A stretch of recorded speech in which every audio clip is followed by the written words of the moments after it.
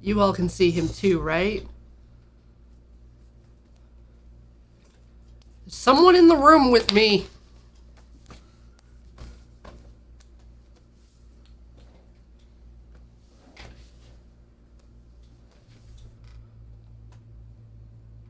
Welcome to Talking Simulator. Hello. I'm Corey. I was Cameron.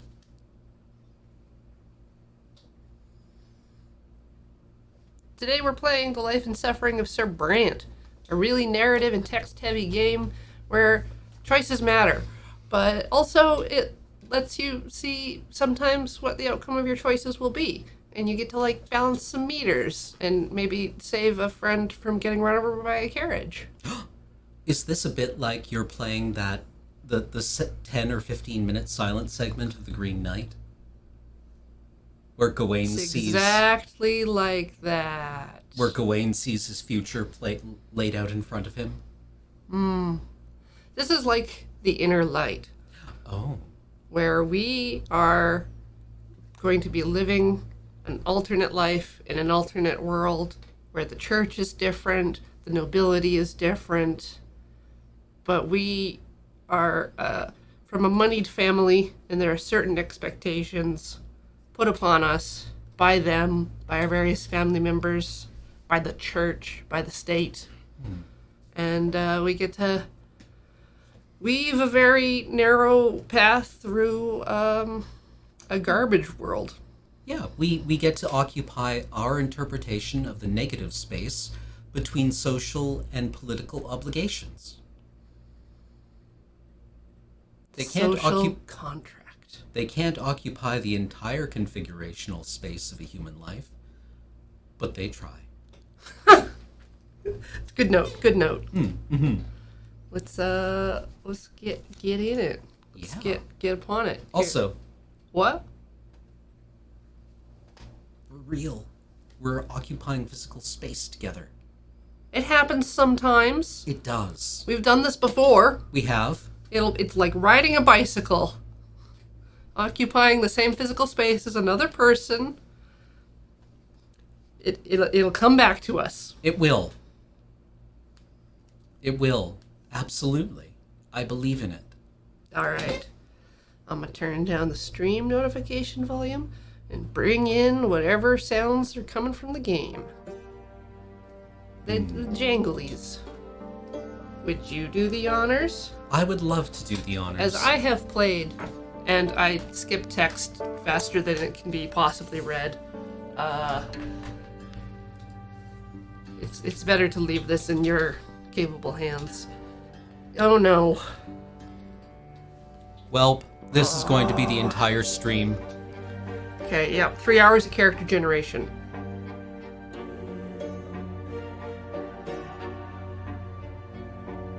I don't know if Brant is good, but yeah, like an alliterative name, like a superhero, like Billy Brant,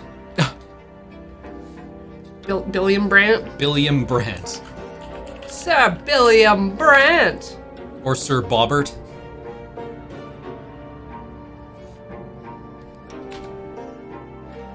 Bob Branty, a Brant. I'm going to turn this down. There's a slight,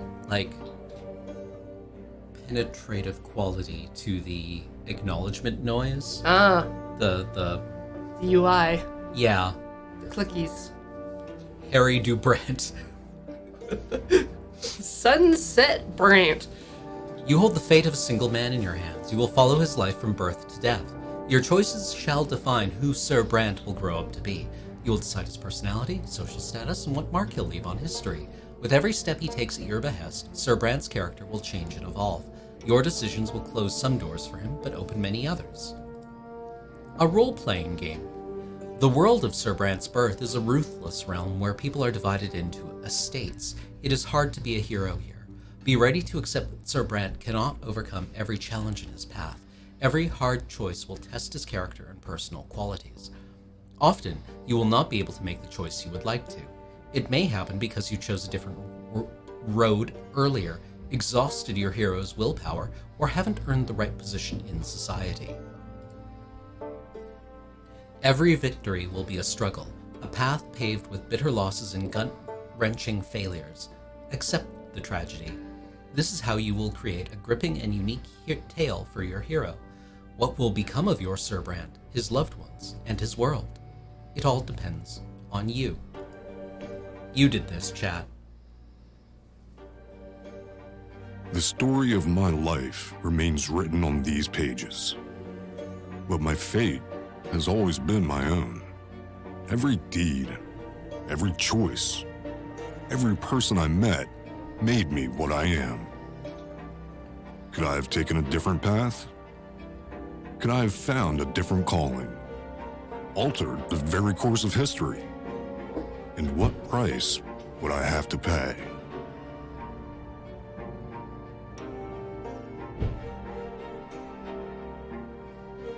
In times of the fall of the blessed Archnean Empire. Your fingers are stained with ink, your breathing grows ragged, your hands are shaking, yet the words begin appearing on the page before you one by one, clinging together to form a chronicle of your own life. Who are you, and how did you reach this end? You were born, raised, and lived your entire life in the blessed Archnean Empire. In this land, a man's destiny is predetermined at the moment of his birth, whether human or Archnean, nobleman, priest, or low-born commoner, all bend to the divine will of the twin gods. And each life is not but a single cog in the universe's immeasurable machine. Interesting. The memories come flooding back. They engulf you as a merciless wave, binding together days that are thrice dead and gone. The dreams of your childhood, your adolescence, your youth spent in the capital, years of peace teeming with life and a war drenched in blood, high ranks and lowly deeds, opulent palaces, secretive city backstreets, fields of battle, and faces. So many faces of the people you held dear, the people who walked this road by your side. Such was your life, now all exposed by ink erupting onto the page. With your every step, you sought to change the world as you saw fit. The choices of your upbringing, the path you carved in your youth, the fruits of your struggle, the consequences of your sacrifice, all of it led you here, to the end of your time.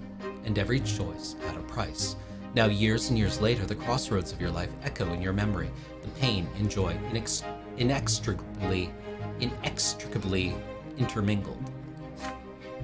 Could you have taken a different path, chosen a different calling, found a different place in the world? You had the power to alter the very course of history. Now, on the verge of death, you struggle with doubt, seeking answers to the last and most crucial question of all. Your life. Of all the paths in life, why did you walk this one? Did you choose your own fate, or was your life shaped by forces beyond your control? What determines a man's destiny? Is it the man himself, the world around him, higher power, or there is no destiny? So this is set as the journal the character has written. Yes, so it's already establishing it as a post facto, an autobiography. Mm-hmm. We are not, in fact, going back to look at, or we are not living our life forward. No. But we are looking back at it, trying to extract some kind of like structure or purpose or meaning. Mm-hmm. So, if we were to look back at our life,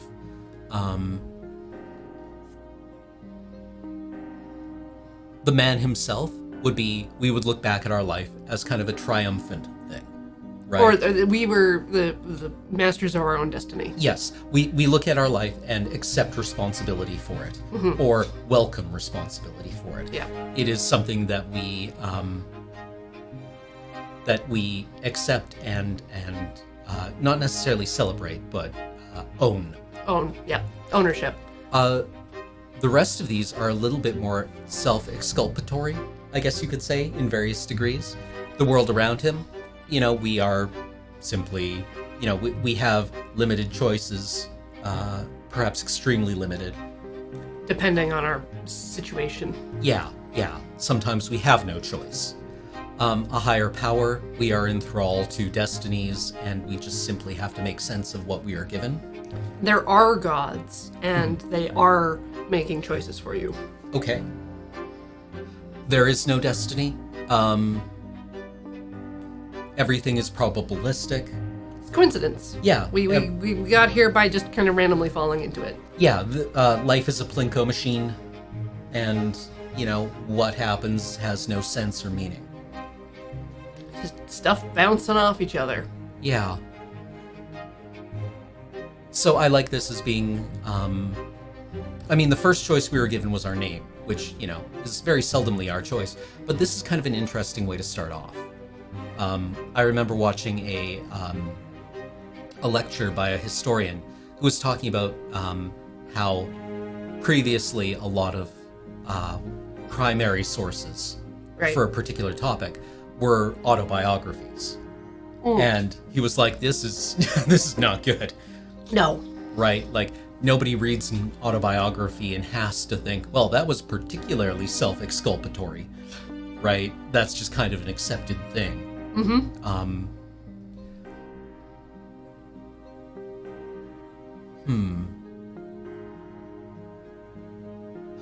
I kind of like the idea of owning this. Yeah. Let's be the self-made human monster that we Yeah, end like, as. whatever happened to us, I was the one who made the choices.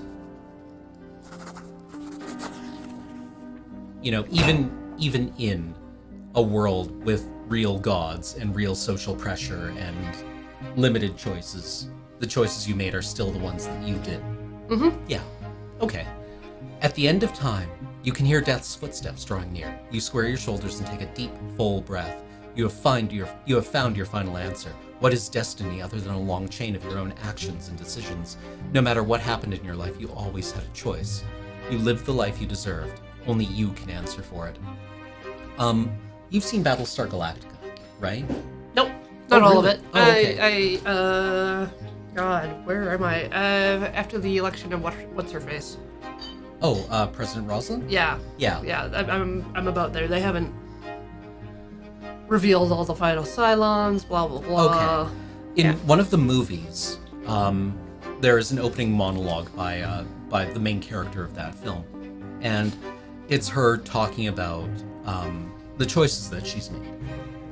And it ends with her saying, you make your choices, and in the end, you are those choices. That's an extremely accurate statement. Well, I feel. mean, like, it's also that character, Yeah. right? Because she's a very kind of uncompromising martial character who has decided, like, even though, like, quite clearly she didn't make many of her choices, she is going to Own them. own them as if she did make them.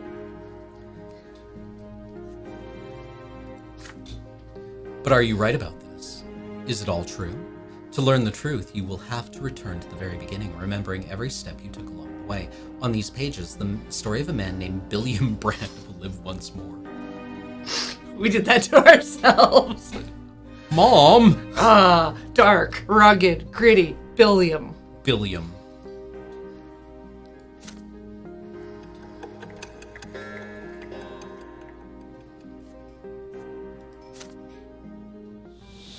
Chapter 1.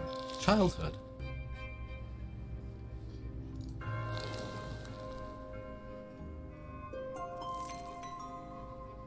Childhood, where life begins. First words, first unsteady steps.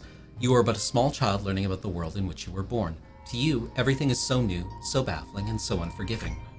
A long, trying life stretches before you. So many feats and faults, so many fateful choices to come. Yet you are already sowing the seeds of your future self. You are learning to live and survive in this world, looking for a place within it to call your own, choosing your future destiny. Who will you grow up to be? In chapters Childhood, Adolescence, and Youth, you will live through your hero's coming of age. You will shape the protagonist's personality, his qualities, and relationships. By the end of prologue, you will determine the estate and future occupation of your hero. Only in adulthood will he start to influence the world around him and even the ultimate fate of the Empire. Who will Billiam Brante grow up to be? It's your call. It's gonna be a Billiam either way. Yep.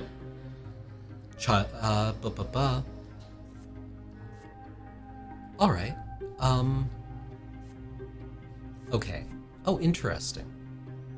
Yeah, so that's how it displays information about our choices. Okay. So willpower high if we want to do nobleman's sacrifice, perception high if we want the insight thing. Okay. We have to die if we want to do our first death. Okay. Neat.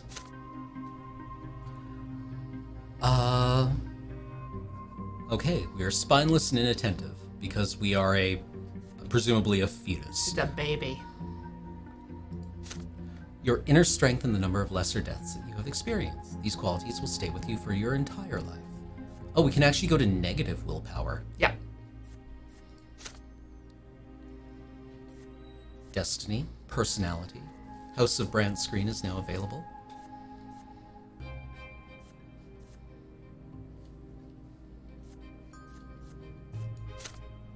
Begin. So we can look at the tabs. Yeah.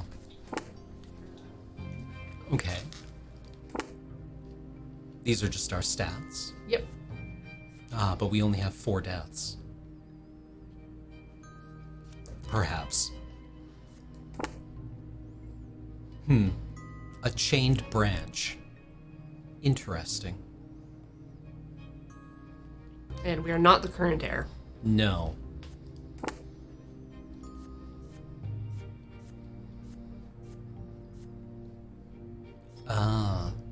Oh, our half-brother is the current heir. Mm-hmm.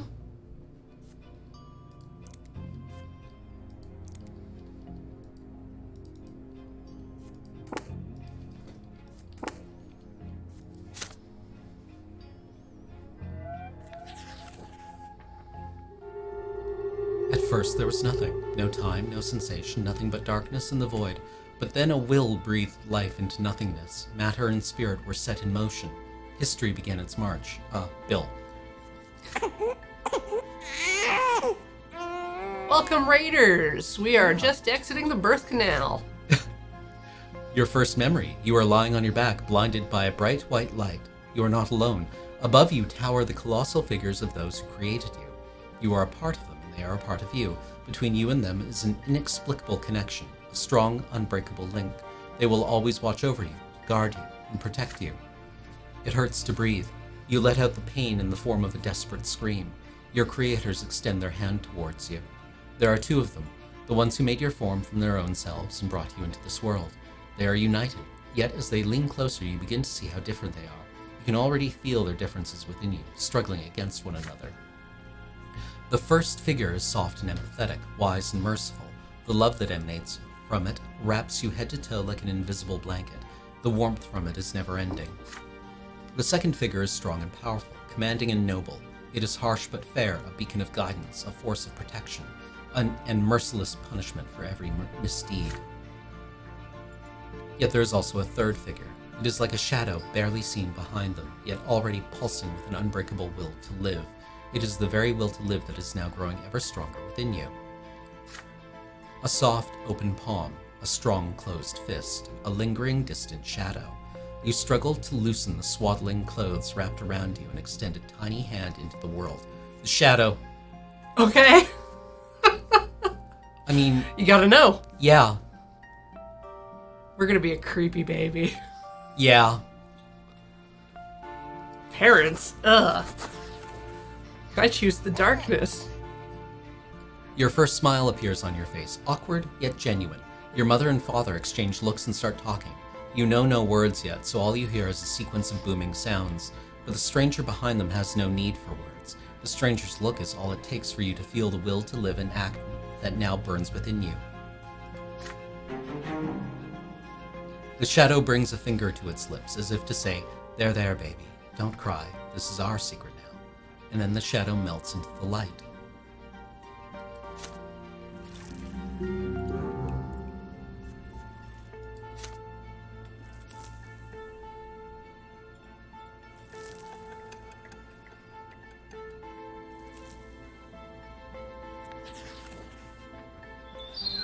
As the days go by, you learn to tell your parents apart. You recognize father by his heavy breath and strong cold hands. He visits you rarely. "Hello there, little Billiam Brant." Mother's tender voice, however, follows you day and night. My, you're growing so quickly, my child." There are 2 more children in the family named Stefan and Gloria. Gloria sings songs to you. She often dresses you in tight clothing and gently holds your hands as you learn to take your first steps. Stefan likes to sweep you up and pinch you and toss you into the air.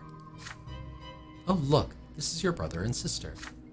Yeah, you're my little brother. We're gonna go play together, but I'll always be in charge because you were born a commoner.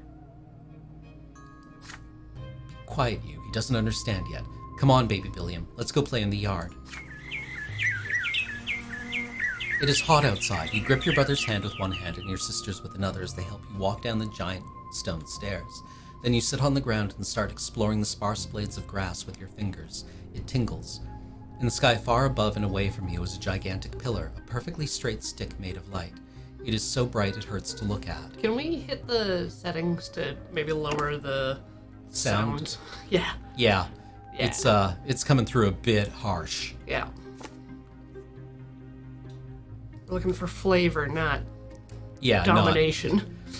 Not birds inside my soul. Why are you staring at the shining pillar? It's not going anywhere, you know. Hey, I want to play hide and seek. He's just a little baby. How's he going to play? Then you hide him, and I'll try to find both of you. You have no idea what they are talking about, but you support them with happy cooing. This is strange, but so exciting. Stefan and Gloria glance at each other, then your brother walks to a big tree, closes his eyes, and starts shouting something. Gloria takes your hand and walks you through the yard. Your sister takes you behind some thick bushes by a tall wall. The light from that light stick on the horizon barely reaches here. You can't see home from this place. The ground is crawling with tiny black bugs. Gloria sits you down on the ground and puts a finger to her mouth for some reason, and then she's gone. You can no longer hear Stefan's voice. Gloria is nowhere to be seen. You feel colder. The bugs are no fun to play with. You've been sitting here for a long time, completely alone. Nobody checks on you. Did they forget about you? Did they abandon you?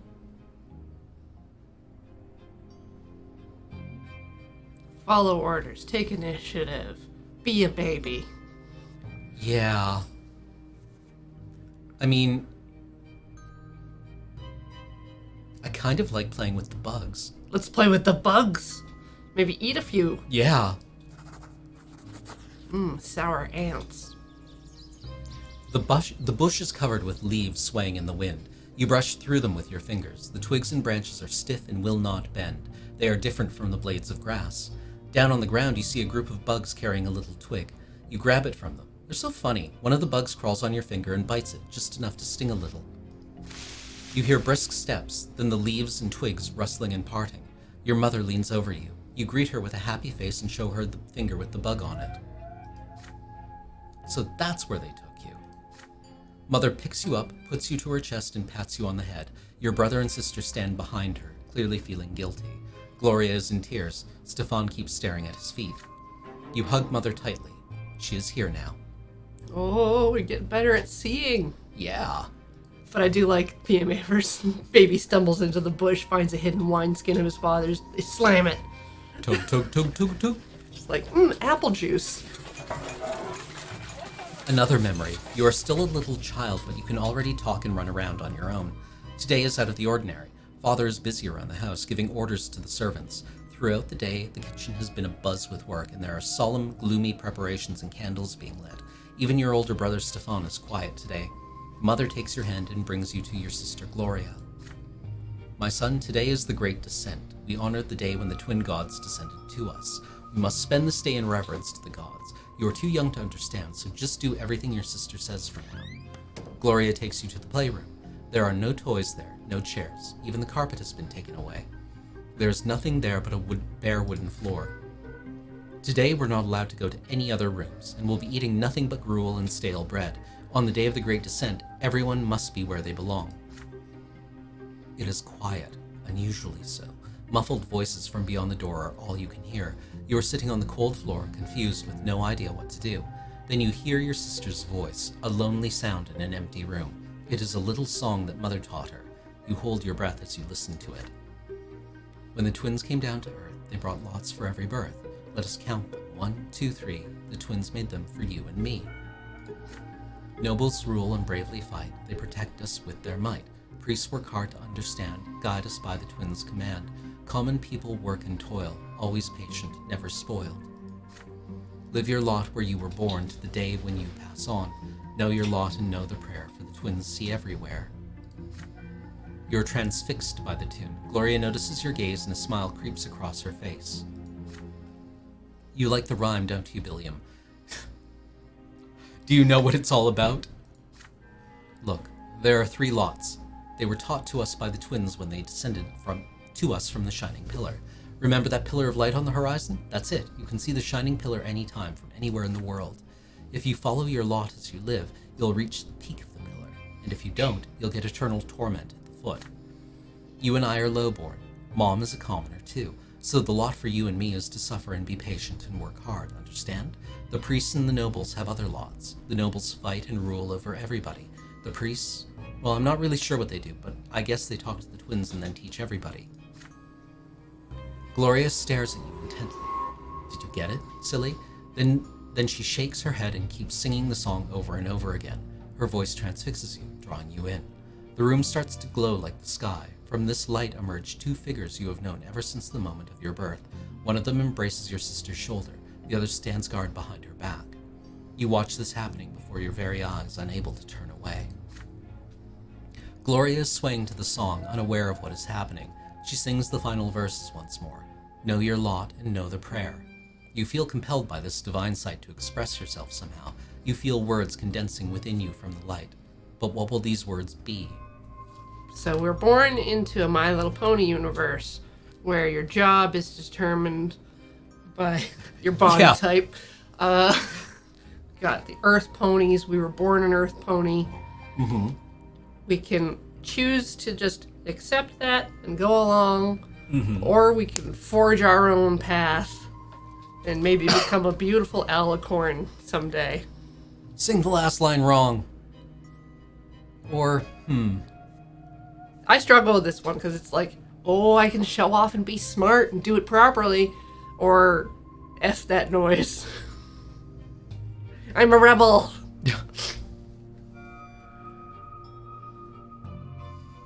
Are we good or bad?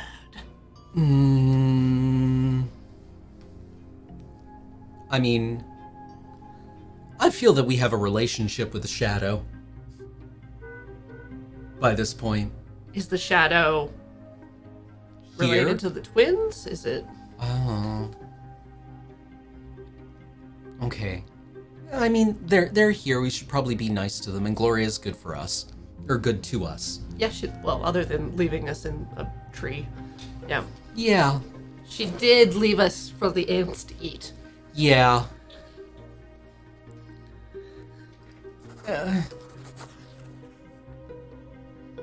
Know your lot and know the prayer. For the twins see everywhere. You sing the last line together with Gloria. Your sister looks up at you in surprise and gives you a nod. The shining pair stand behind her back to turn to look at you. You can feel their gaze piercing you from top to bottom. When the moment passes, they melt into the dim light coming from the window. Gloria turns her head to look at where you were staring. Did you see something, Billiam? You shake your head. Not anymore.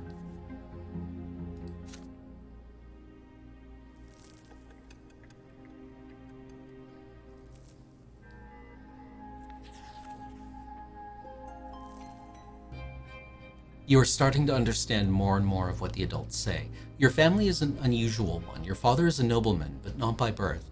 His is a title earned through great service. But your mother is a low-born woman, a commoner.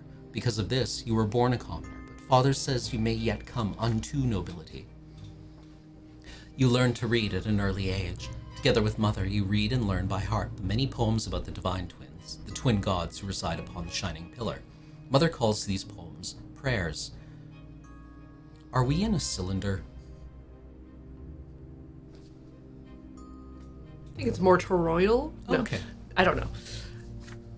Again and again, you try to discern the shapes of the gods in the strip of holy light that shines in the sky all day and night, but the light is too blinding to gaze upon. The greatest joy of all is when the stairs are no longer an insurmountable obstacle. Now you can climb and even jump from step to step. Father urges you to be more careful and avoid climbing too high. Even though you keep falling, you never stop being curious about the world around you. Your older brother Stefan now spends less and less time playing with Gloria and you. Playing with commoners is beneath a nobleman to be, he says. so Gloria calls him names and Stefan pulls her pigtails. One fine evening, Father gathers you all in the sitting room with an announcement. You will have another little brother or sister soon. Gloria asks him to bring home a little sister. Another brother would be too much. Stefan gets frustrated. There are too many little siblings getting in his way as it is. Soon you will be an older brother too, and it doesn't really matter who the youngest will be, a boy or a girl. You will love them the most. When Father comes back from his trips, he reads his adult books aloud for you. You find those stories of wars, generals, and rebellions quite enchanting, and Father approves of your fascination. Study hard and maybe one day you'll become a noble of the mantle and earn your sword, but first you need to grow up. Growing up, the concept is as terrifying as it is alluring. You keep staring at the carpet under your feet. You are both ashamed and proud, and it feels odd. A scratch on your hand stings a little. Stefan is standing next to you, sniffling from pain. Your brother was training in the yard with a wooden sword. You wanted to play with him, but he ended up getting angry and throwing the sword at you. The stick hit you in the shoulder.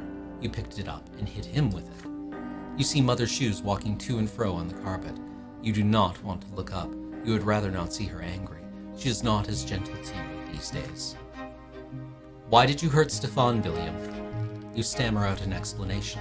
He hit you first. You just hit him back. How dare he pester me like that? When I grow up, I'm going to hit you with a real sword. Mother shushes you both and speaks to you again. Her voice is stern, and yet you can still feel her concern for you. Even if Stefan hits you, you cannot hit him back. You are my son, and I was born a commoner. Our lot is to suffer, but your brother was born from a noble father and a noble mother. His sacrament is coming soon, and then he'll rule over the likes of us. If you hurt a noble, you must be punished. That is your lot, and the sooner you learn it, the better off our entire family will be. Now Stefan looks at you in triumph. You look up at Mother in fear, not sure what to do now. This is locked. I guess we can't take this. No, it's unlocked because we have crossed Oh. the threshold. Oh, okay. So that'll cost us 5 willpower, but improve our relationships. Okay. And the other 2 will boost our stats.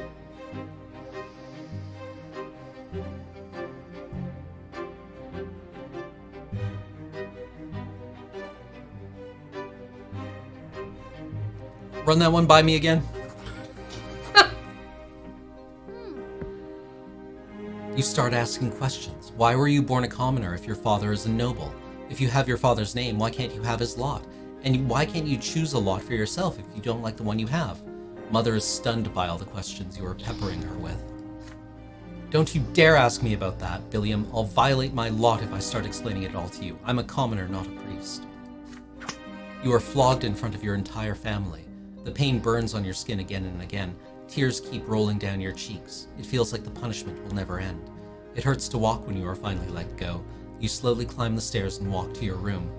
You see a book on your bed, The Teaching of Isaias, Volume 2. Your tears have dried now.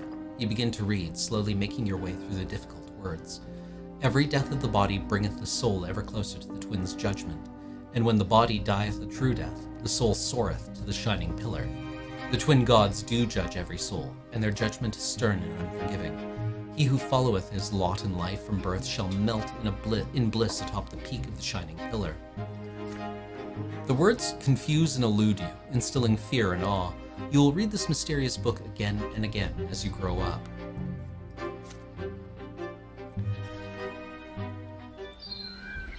Mother mostly stays in her chambers now. With each passing day, she grows heavier and her features get rounder.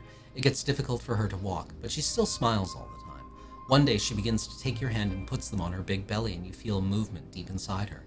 You will have another brother or sister soon. Gloria takes you on walks to the yard now.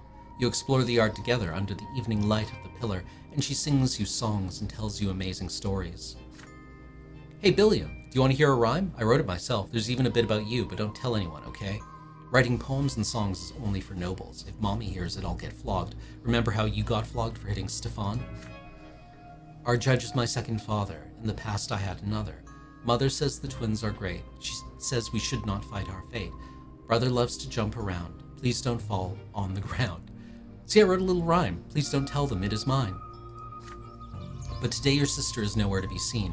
She promised to take you to the old pond and show you the red frogs that live there, but then she vanished. The servants join you in your search. Even Mother leaves her chambers when she hears the commotion. Finally, you find Gloria in the far corner of the garden. She's holding a quill and sheets of paper covered in poetry. Mother becomes angry the moment she sees it. She looks through the poetry. Her face grows dark with rage. Gloria is standing before her, wringing her hands and looking for an opportunity to run, but there seems to be no escape. What is this nonsense, Gloria? We talked about this. You were told to take care of your little brother. You are absolutely not allowed to entertain yourself with this writing. I can decide that for myself, Mom.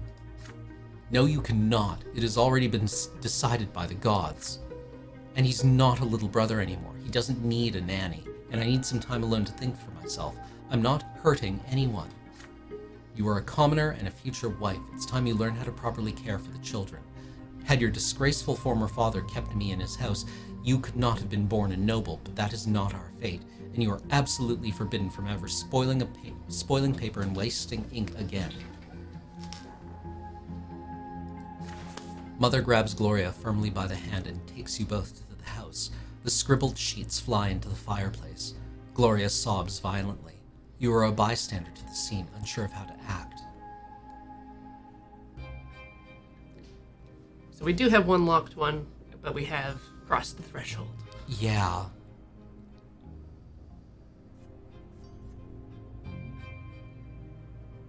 Yeah.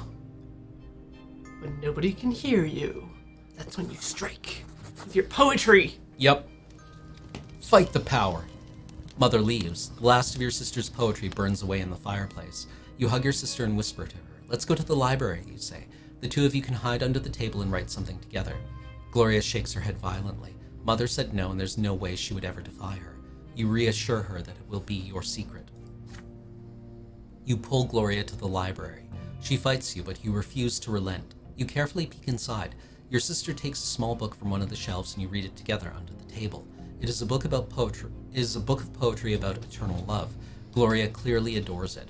You decide to write a poem of your own. She recites a line in an ecstatic voice and you repeat it after her and offer her a rhyme of your own. She nods happily. You do this until the day ends. You have written a poem of your own and learned it by heart, but not a single line of it has been committed to paper, which means that you stayed true to your mother's rule. Baller. Work to rule. Yeah, I really like, so for introducing a player to a world, you've got some options, like having your main character have amnesia and be in a shipwreck, or going through birth and childhood to, like, learn as the character's learning. I kind of prefer this, although when I'm reading stories, the being a toddler years are always a little boring. Yeah. I mean, what can you really do or remember? Mother is in her armchair, knitting woolen jackets, pants, and socks for the little one. The baby will need to be kept warm, she says. Father spends less time at home now. Mother says she's very busy with his important job. He is a judge, after all. One day you decide to ask Mother about Stefan and Gloria. How come they're brother and sister to you, but not siblings to each other? Well, my dear, I didn't give birth to Stefan, you see. He's the son of another mother, and Gloria is the daughter of another father. Come now, don't knit your brow like that. You'll understand when you're older. Knitting bras. Knitting a bra. How is that even possible? You're all family, are you not? Several days later, Mother calls Stefan and Gloria to the sitting room. You sneak in after them. At first, Mother gets angry and asks you to leave, but then she relents. You are told to sit still, be quiet, and remember every word you hear. When you enter the temple, bow to the twins.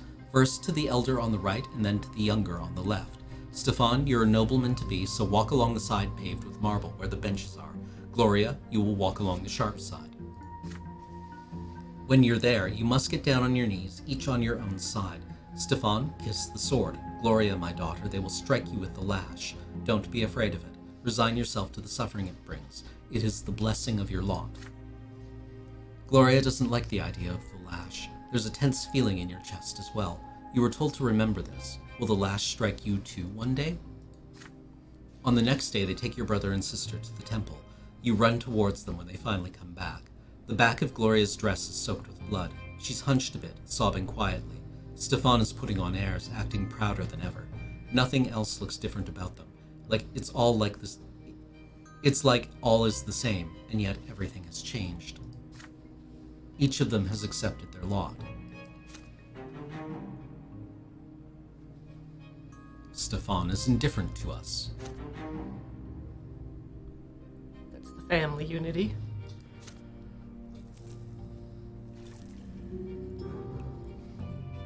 Your siblings Stefan and Gloria took their first sacrament at the table.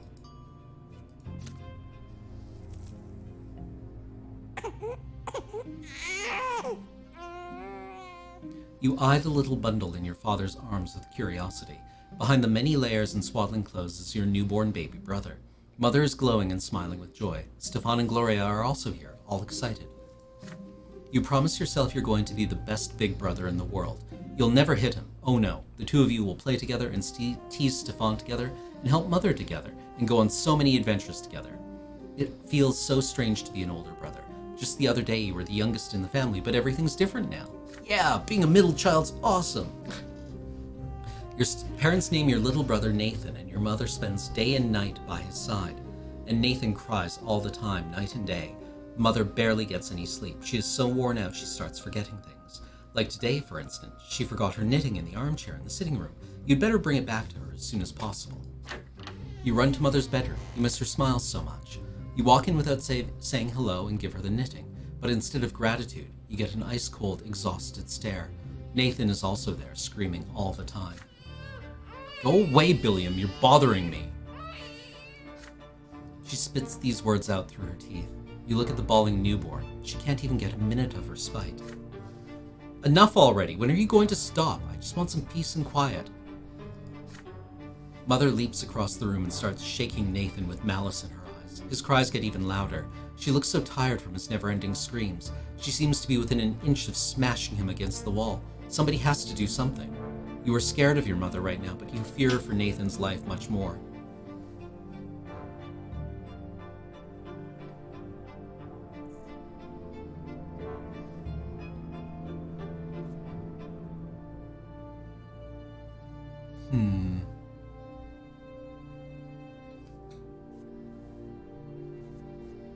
I mean, I kind of like grabbing him. Yeah, save the life of the baby. Yeah, save the baby. Save baby!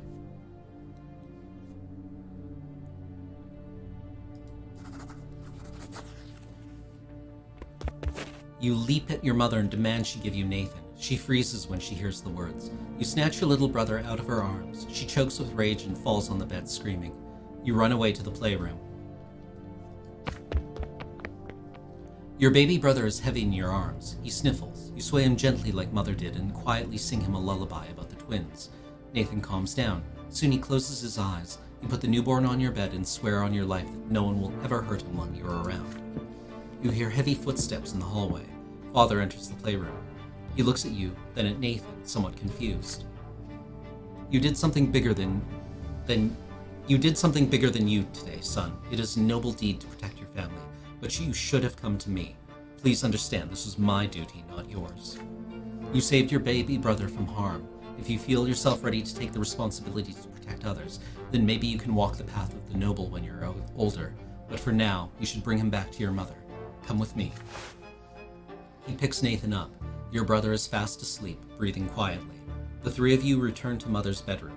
Father puts Nathan back in the crib. Mother is no longer screaming. She embraces you. Please forgive me. The twins know I was out of my mind. Please don't be angry with me. You hug Mother in response. Hey, that's our brother Nathan. We're gonna love him and squeeze him and nothing bad will happen. He's going to be sickly, isn't he? He's gonna be a little sickly, maybe. He may or may not want to be whipped as a teen.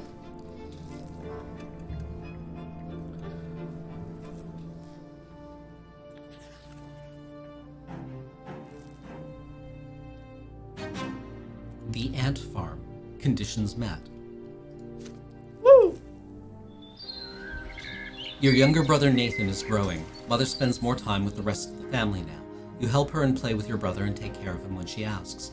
You often go to Mother's room to sit at the foot of her bed after Nathan falls asleep. She reads you the sacred books and asks you about the things you learned that day. During these moments, you see the world through her eyes as well.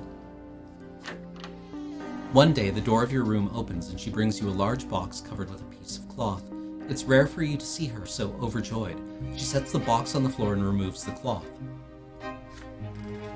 The box under the cloth is made of glass and has a wooden base. Inside you see a layer of earth shaped into carefully crafted passages, and these passages are full of hardworking ants. Billiam, this is my gift to you. My sweet Billiam. An ant farm. It is a little world in a small box. We can watch them through the glass. Look, this is the queen ant. She is the reason all these little ants were born. You sit by the box together. You hold your breath as you watch the ant colony at work. There turns out to be a method to the ants' chaotic movement. Every single one of them has a task to perform. Some of them have larger mandibles. They are the protectors of the colony. They can draw blood from your finger. Others work all around the colony, repairing the walls and cleaning any debris from the passages. There are also workers who collect food you put in a special tray, leaves, bits of meat, maggots, and bring it to the rest of the colony. You take a worker ant and put it right next to the food. However, the insect has no interest in it. It starts circling around the tray aimlessly. Mother takes the stray ant and puts it back where it belongs. Why did you do that, my son? The ants cannot do what they weren't born to do. Each of them was born for its own job. You shake your head slowly. If only the ants could do whatever they wanted them to do. You wanted them to do. This is your gift now, so they belong to you.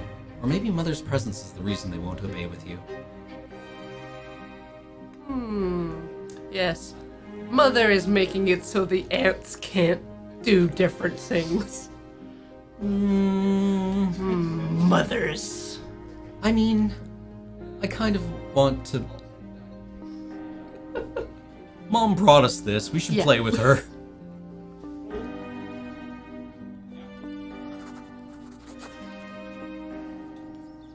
Mother's look is full of warmth and love. Nathan, Gloria, and Father are away right now. For the first time in a long while, it is just the two of you, and Mother takes great joy in watching over the ant farm. She shares her knowledge of the world with you. The things she tells you are true. You move closer to her and suggest going outside and finding some bugs for the ants. She agrees to this happily and holds your hand as you leave the house. Soon you are busy catching bugs and sharing your thoughts on how the ants will feed the colony with them. From time to time you laugh together, making up stories about errant flies and caterpillars overthrowing the ant kingdom. You and Mother hold hands as you return to your room. She can't help but smile. It is a faint smile, a child's smile, a smile full of sunlight. You are so happy to have seen the world through her eyes today. Aww. We love our mother. We do, and our mother loves us. She does. She is sympathetic towards us. Shall we take a quick break? Let's do that. Okay, we'll be back in a few short minutes, chat. We'll see you then.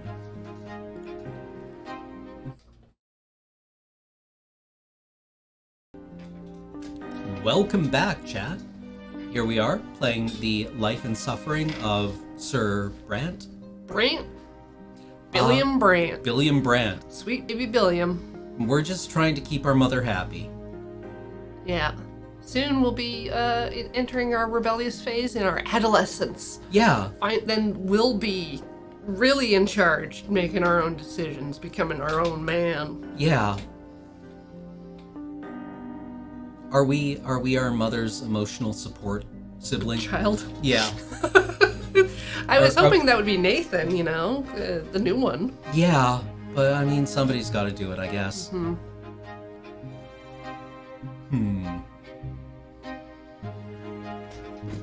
All right. You and Mother hold hands as you return to your room. She can't help but smile. It is a faint smile, a child's smile, a smile full of sunlight. You are so... Okay, we did it. We also got willpower back.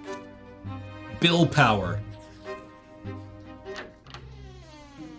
You wake up to father's touch on your shoulder. He is finally back home after a long trip. Billiam, today is your special day, the day when you begin your studies. Now, teachers will be coming to your home to teach you, and you must do everything they say. Be diligent in your studies, and you will grow closer to the nobleman's lot. And since you must remember this day, a present is in order. Lydia, get our little schoolboy dressed. I am taking him to the market district. Stefan wants to come with you too, but Father shushes him sternly. This is your day. Oh, yeah. Your elder brother is hurt to hear this, but stays quiet. An open carriage takes the two of you through the dusty, noisy city streets, a pleasant wind tussling your hair. The city is called Anazot. That you already know. It is one of the largest cities in the entire empire. There's a big shadow on the street. It comes from the white foliage of an enormous tree that spreads its branches all above the city. My son, did you know that the silver tree grew from the blood of our God's own disciples? It has been growing here for hundreds of years, right in our city. It cannot be damaged or burned. Not even the clergy know why. But they keep feeding it blood. Yep. I mean, it's the blood tree. Yeah. It's a perfectly normal blood tree. The carriage comes to a halt by a small shop next to a city square. You run there and freeze by the stalls in excitement. The shop is packed with dolls and figurines and toys. You've never seen so many at once before. Have you chosen your present yet? Father asks. You have. You want the Holy Order set, which includes several figurines of the Empire's greatest warriors of all time. Are we getting into Warhammer? Yeah. Awesome. You rattle off everything you know about the Holy Order. They were the ones who aided the Emperor's own forces in seizing the province of Malgra and storming our city. That's how we joined the Empire. Father nods in approval. Colonizers. Very well. War isn't your lot for now, but maybe these toy soldiers will teach you to think like a general. We will lead them into battle and study military strategy. Go ahead, take your present. Having said this, Father turns away to examine the books. You run to the box of toy soldiers, delirious with excitement. There's a fancy-dressed boy in your way. He is about to take your warriors for himself. He elbows you aside and reaches for the box. Anger overcomes you. You push him from behind. Your opponent falls to the floor. The rich boy screams so loudly, everybody in the shop hears it. He hit me! He hit me! A tall tower of a man looms over you. This is the boy's father. But then you feel your own father's hands on your shoulders. What happened? You press against Father, your mind more at ease now. He will protect you. Yes, you shoved the boy to the floor in front of everyone, but he tried to take your present for himself. Father turns you around to face him when he hears these words. Is this true, Billiam? Did you strike the son of a nobleman? I mean, everyone saw it, but we can still get out of this. Yeah. Yeah? Yeah, I mean, yeah. Yeah. Yeah, hell yeah.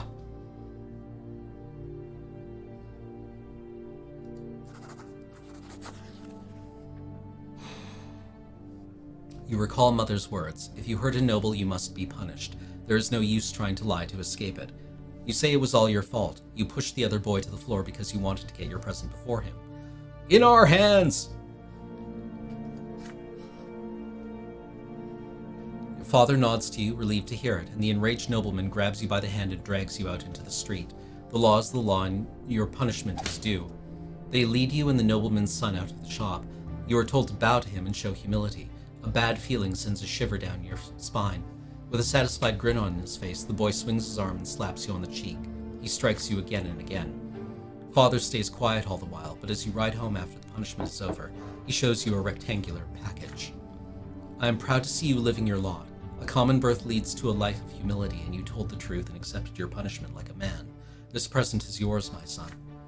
Inside is a little box with the tin soldiers of the Holy Order inside. They are your reward for humility. Take your beating, get your minis.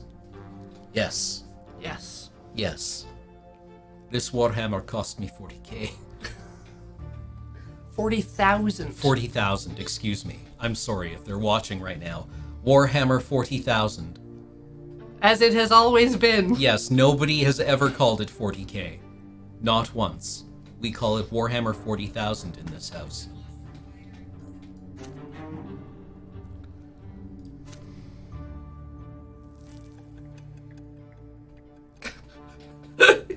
Yeah, Gaz, if we'd let him kick us a bit, maybe Dad would have gotten pains. Yep. Today, Father ordered the dinner table to be brought out into the yard. For the first time in months, he's home, outside the confines of his always locked study. He spent the entire day playing with Nathan and you, discussing various matters with Stefan, now an adolescent, and walking in the garden, and now a dinner under the open sky. Your entire family gathers together with Father at the head of the table, smiling. He asks each of you about your studies. Nathan climbs up on his knees and recites a counting rhyme in a funny, sing-song voice. Stefan mentions that his fencing teacher praised his accomplishments. He rises from the table together with Father to show his skills in a practice duel. Next comes Gloria's turn. She stands on her chair and recites a lengthy prayer by heart. Mother showers your sister with praise. Father chuckles quietly, hiding a smile in his mustache. When your turn comes, you recite all the ranks in the Legion, from common soldier to high commander. Stefan listens to you with a skeptical look on his face. I've got a 400-point army. Night slowly falls, but the servants ensure the yard is well illuminated. You don't feel cold in the dusk tonight. It feels good, yet so important. All of you are finally together, sitting at the same table. No fighting, just smiles. No arguing, just pleasant small talk. Then a servant approaches Father with a letter in his hand. He reads it in the dim light, and each line gradually washes the smile off of Father's face until only a stone-cold mask remains. Mother looks at Father with an unspoken question in her eyes. Gregor Brante is coming back to Enazot. He is the head of our family. My father. Yay, Grandpa's coming. He's gonna bring us presents, right? Yeah. He's gonna bring us presents, right? I'm just gonna close the door. All right. Also, to address what Gekiryu asked, willpower is definitely our ability to kind of like knuckle down and do a hard thing, and we gain it by following our own instincts. Like, we get to do some soft things for ourselves to gain willpower, and then we have to spend willpower doing the hard things. And if we run out of willpower, we can't do the hard things.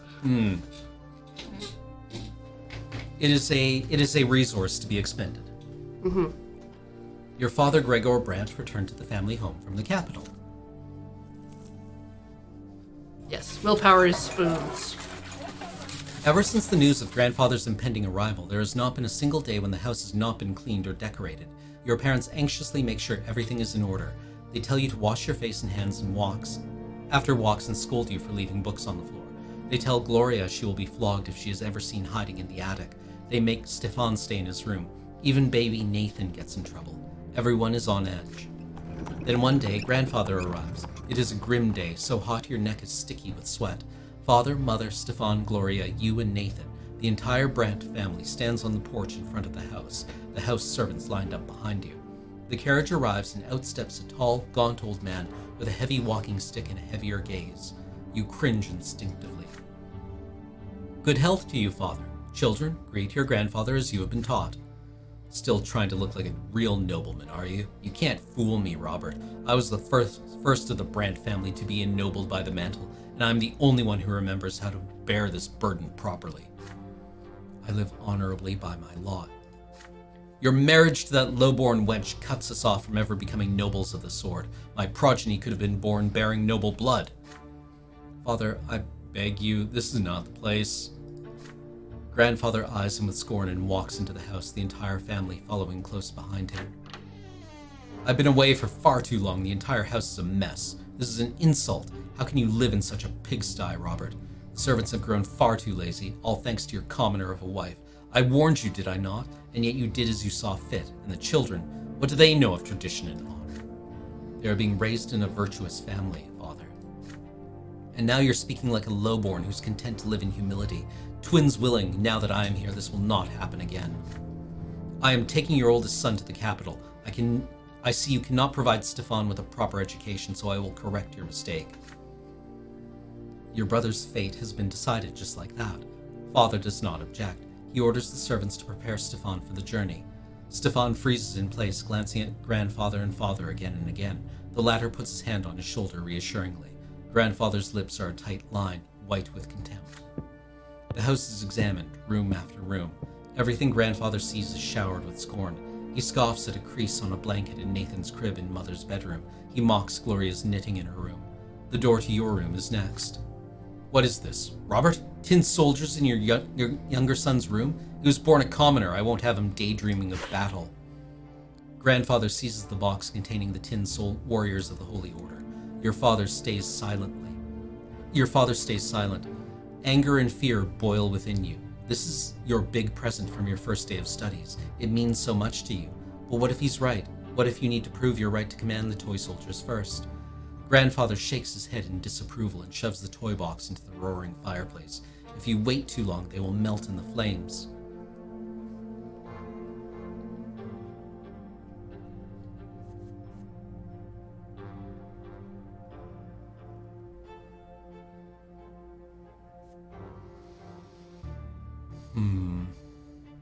Yeah, didn't have enough determination to do that. Nope.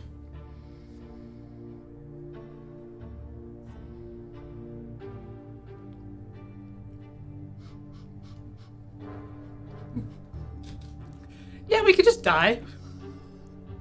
We could just let Grandpa kill us. Make Grandpa kill us. Make Grandpa do it. All right. Take this, old man. Ha! Overwhelmed by helpless rage, you run to your grandfather and kick him in the leg with all the strength you can muster.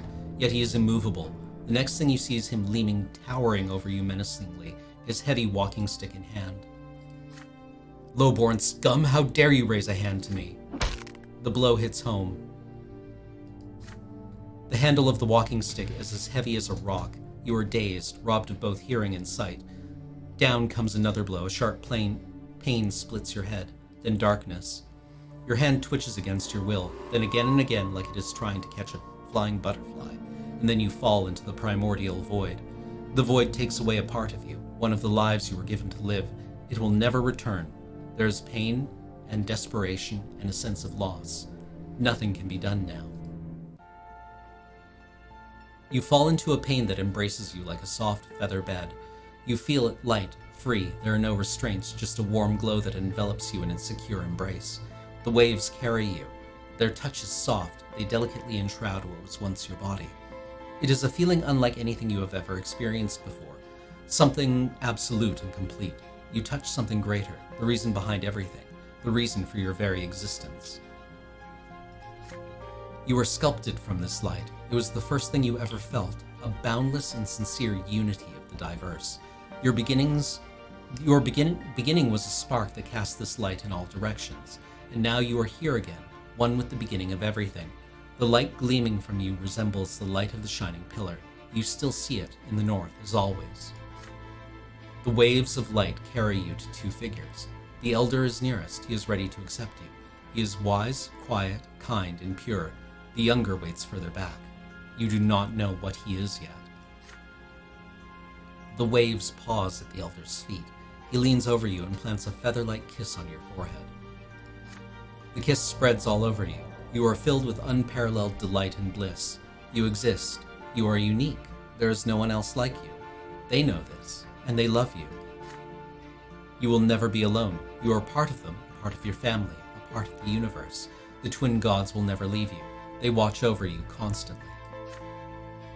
The elder softly touches you as you lie spread out amongst the waves, sending you further down the torrent of light. You float on to the top of the silver tree's spreading crown. The closer you get to the silver tree, the heavier you become. The waves draw you down along its trunk, but you do not wish to part with the warmth and softness, with the love. You turn around. The elder is still watching you. He nods. All is as it should be. Go. Your time has not yet come. You must return to the world now. As you tumble down toward your body, you comprehend the true meaning of your lesser death and the divine love that has been revealed to you. Love exists not only in the hereafter, it is present in the entire design of the twins that is the origin of all life in this world. What is the manifestation of this love in your mortal life?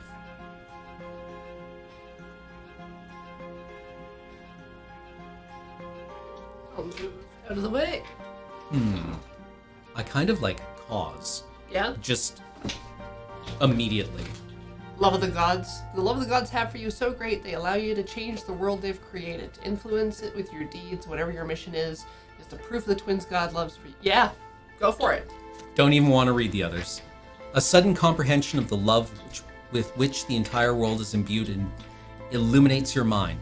Then it fades away and vanishes. You regain the sensation of your flesh. It is heavy and unwieldy. It lacks that lightness, that light. It is a burden. It is smothering you. You gasp for air. Your chest expands painfully. You feel as though your lungs are about to burst. The stagnant odor of the crypt fills them. Revolting, but so real. You are back. We're back, baby! We got better. Then you smell a sickly, moist smell. You feel dampness all around you. You come back to your senses in the gloom of the family crypt, lying flat on a stone slab. Your parents are on their way to the crypt right now. You hear their muffled voices. They are arguing, and against all rules. Mother will not agree with father. Why would Sir Gregor do this? He just took one of our child's lives. Lydia, my father is our family's head, and the boy raised a hand to him. There was nothing we could do, and father did admit he was too hard on him.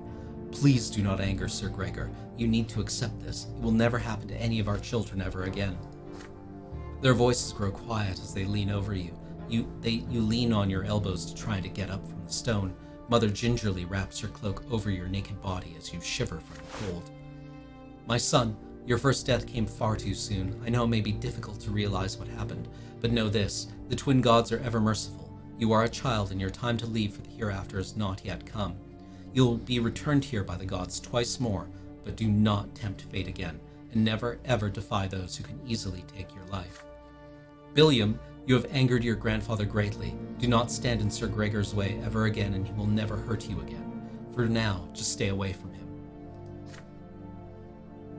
Father stays a step away from you, not saying a word. When Mother finishes talking, he picks you up and carries you outside. Together, your parents take you from the family crypt. On your way out of the crypt, you take a moment to touch your head. It is perfectly fine. There is no sign of the blow. Back home, Grandfather is still walking through the house, examining the rooms. You can see that Stefan and Gloria are disturbed by what just happened. Nathan starts crying when he sees you. The playroom still reeks of burnt paint. There is something new about you now, a pitch-black stripe on your left arm. It looks like a strange bit of dirt at first, but it will not wash off.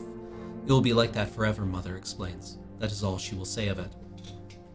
Yeah, feelings mutual, Greg. Yeah, Greg. Melted our minis. We are spineless, but inquisitive. Getting better.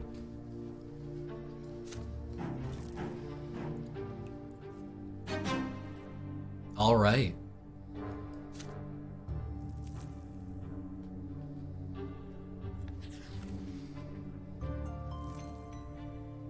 Soon, Grandfather leaves. Your elder brother Stefan goes with him.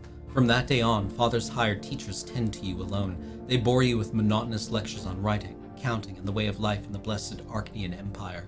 You often distract yourself from their instruction by playing with your younger brother Nathan. Your home grows quiet without your elder brother. Too quiet. Weeks later, your family receives a letter from Stefan. Grandfather has sent him to a boarding school for nobles, and he is now studying hard in preparation for his service as a nobleman. The rules here are way too strict. You can't even sneeze without the teacher's permission. But I've been studying with my peers. We're learning how to live as nobles in a noble society. We're also learning the art of swordplay. That's my favorite part. With Stefan now at the boarding school, Grandfather arrives once more, this time to live in your home. The only good thing is that he often has urgent business in Eterna, the capital of the Empire, and has to travel there. One day you ask your mother where he lived before. In Eterna, she says, but now his place is here.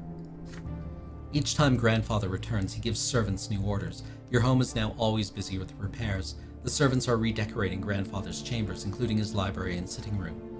Sometimes Father tries to gently talk him out of this. Why subject the house to constant reconstruction? Grandfather's answer is always the same. This home is mine, and I will live here as befits a man of the nobility. Jeez, Greg. Some days Grandfather stays home, and on those days you try your best to stay out of his sight. But there is no way you can avoid family breakfast. The food is there, but you cannot bring yourself to eat it. Mother's eyes are red and swollen. She has been crying all night again. Grandfather sits at the head of the table where nobody used to sit before. Ooh. Oh, I guess we have a death to examine? Yeah, want to look at it? Yeah. It just Ah. updates our timeline.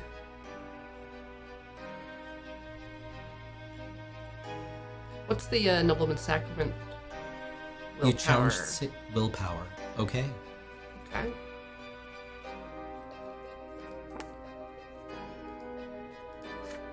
Robert, it is high time your youngest sons underwent their sacraments. Sir Brant, please let them live free of the lot for a while longer. They are but... Shut your mouth. Robert, that wife of yours is impertinent enough to interrupt me. If this ever happens again, she'll be eating her gruel with the servants in the kitchen where she belongs. It is time you considered a real marriage, Robert, one to a woman of the proper station. Gloria drops her fork. Grandfather shoots her a scathing look. A tear rolls down Mother's cheek. Father does not look away from the plate, his hands clenched into fists. Baroness Lodar is one such woman. She is a comely widow and a fine match. She is suing for her inheritance right now and could use proper support and a husband. You can keep your lowborn Lydia around if you like. Servant, mistress, I don't care. I will not do that, Father. I am the head of this family, and the family's standing took a severe blow after you married that commoner. It is unthinkable. How could you give up the memory of beautiful Amalia Elborn for this lowly woman and that bastard child of hers? But now you have a chance to set things right. Don't disappoint me. Father nods curtly, trying not to look in Mother's direction. Father, I wish to see Stefan. If I find your conduct in the Baroness's presence satisfactory enough, then you may see him. She is coming for a visit tomorrow. Be prepared. Grandfather wipes his mouth with his napkin, throws it onto his plate, and leaves. Mother's lips move silently. Nobody says a word. Then Father stands up and orders you and the other children back to your rooms. He needs to speak to Mother in private. Father comes to your room before bedtime. He sits on the edge of the bed and adjusts a crease on the woolen blanket.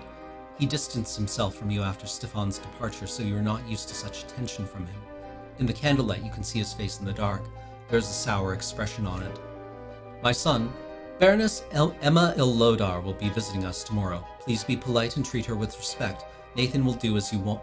Will do as you do. I want this dinner to be as immaculate as possible. Don't let me down. On the next day, Mother starts dressing you and Nathan for the coming dinner. You see red all around her eyes. She's been crying, and for a long time. It hurts just to look at her.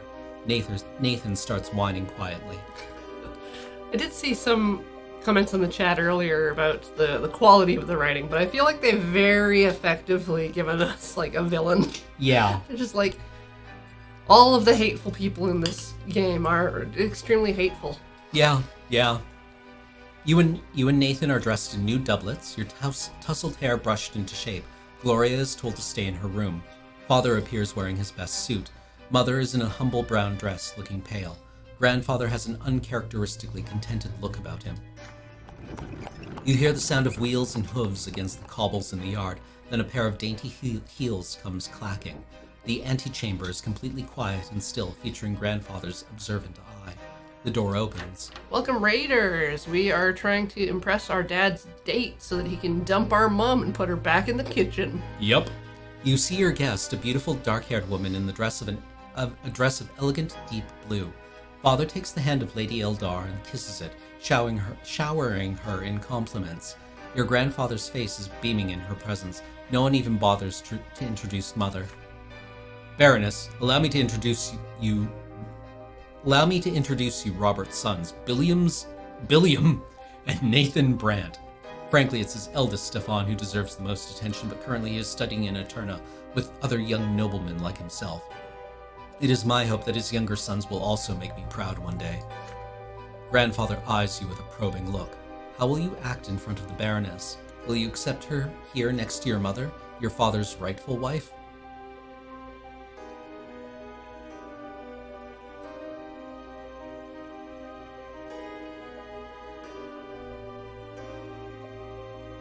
Hey, we can impress Grandpa.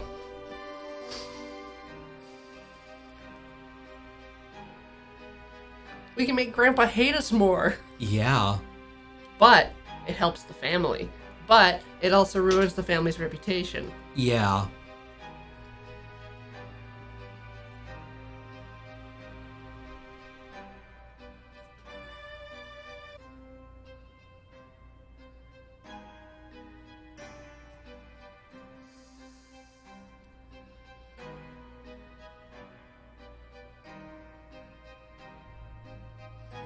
And it's like at this point, we don't know what requirements there will be in the future. Like, do we need to keep our willpower? Do we need a good relationship with someone in the future in order to actually get an outcome we want? The game does let you replay chapters and make different choices. I mean, we also have to think about Nathan. Mm-hmm. We were told Nathan will follow our lead. Yeah. So... maybe we just fucking grit our teeth and smile through this one. Right? And we get a better relationship with her dad and grandpa. Mom gets hurt a little bit, but not enough to make her hate us. Yeah. And the unity of the family goes down to 5, which is not bad. Yeah.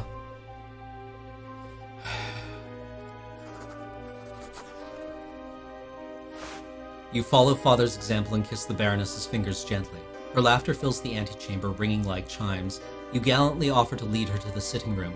Lady Elodar graciously agrees. Behind your back, you can hear Mother sobbing.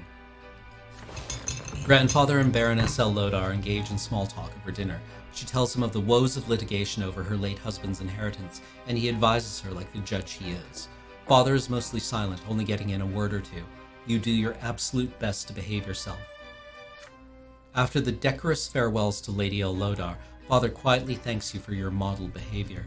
The morning after he leaves for Eterna with Grandfather to visit Stefan, Mother spends almost an entire day in her bedroom. You cannot bring yourself to speak to her. I mean, I feel that's a little unfair. Wouldn't you be ashamed?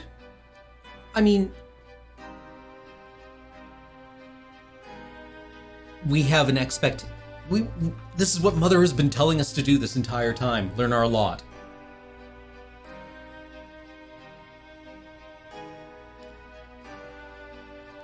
Can't win. Father returns from the capital in a quiet rage. You overhear your parents talking. Apparently Grandfather has already poisoned Stefan's mind against him, and he greeted Father with cold hostility. The name of Baroness Elodar is never mentioned in the house again.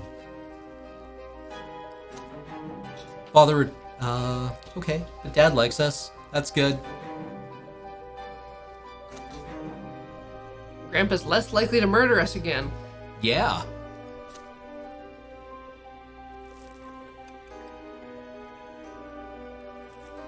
Hey, we made it to 7. Hooray! Father now checks on your studies often and nitpicks you for sitting or eating or speaking in an incorrect fashion. Posture? Posture. Once he becomes so annoyed, he says that he wishes Stefan had been the one to stay home instead of you. You never expected to hear these words from your father, of all people. Grandfather's trip to the capital took longer than expected. It feels lighter around the house without his presence. You allow yourself a little change of scenery. Instead of your room, you now busy yourself with reading and calculations in the sitting room across from the open door to the yard. Gloria has joined you today. She has already helped you progress through several complex passages in the book. Right now, she seems preoccupied with the strange tube. Tube! Aren't you hurt by the way Grandfather treats you, you ask? Gloria just shrugs. Grandfather always says they should get rid of me. I'm used to it now. He hurts you a lot worse because you're closer to him. I just have to stay out of his way, that's it. She shows you the strange tube she has been holding all day. Tube! Look, it's a kaleidoscope. I got it as a gift. Want to see inside? Excited by the idea, you close the book and peer into the tiny hole on one end of the tube. Your eyes see a multitude of intricate patterns. Each turn of the tube reveals a new web of interwoven colors. They mesmerize you. The kaleidoscope turns the fire burning in the fireplace into a cavalry made of flames. You are riding at the front of the fiery horseman, ready to face the enemy. Grandfather's face emerges from the intersecting lines, and you swing the kaleidoscope like a sword, cutting it in half. You look at the blue sky through the window. The patterns are unending, secretive and calm and peaceful, just like Father's smile before Grandfather's invasion. The deep blue lines give way to a scattering of gold radiating gentle warmth like Mother's arms. The fleeting beauty too soon gives way to a hypnotic new pattern. Again and again you see your family in these interconnecting figures as they come together and break apart. And in the middle of this golden glow, you see Gloria's green eyes, gazing at you observantly. Your sister left you long ago. The books are abandoned, and time slips away unchecked, but you are still busy peering into the kaleidoscope. Order emerges from the chaos before your eyes again and again, but you cannot preserve it no matter how hard you try. You are caught in an inner conflict. There is so much that can be done with this kaleidoscope. Should you take it apart, or ask Gloria how it works, or keep enjoying the patterns it shows you? But you still have lessons to do today. Work first and then tube? Yeah. Work then tube. See, Party and if we hard. indulge, then we bank that willpower. Yeah. But if we satisfy our curiosity, we learn. Yeah. But then it's broken. And no one can have fun. But we know how to make a new one. Do we? Maybe. Maybe?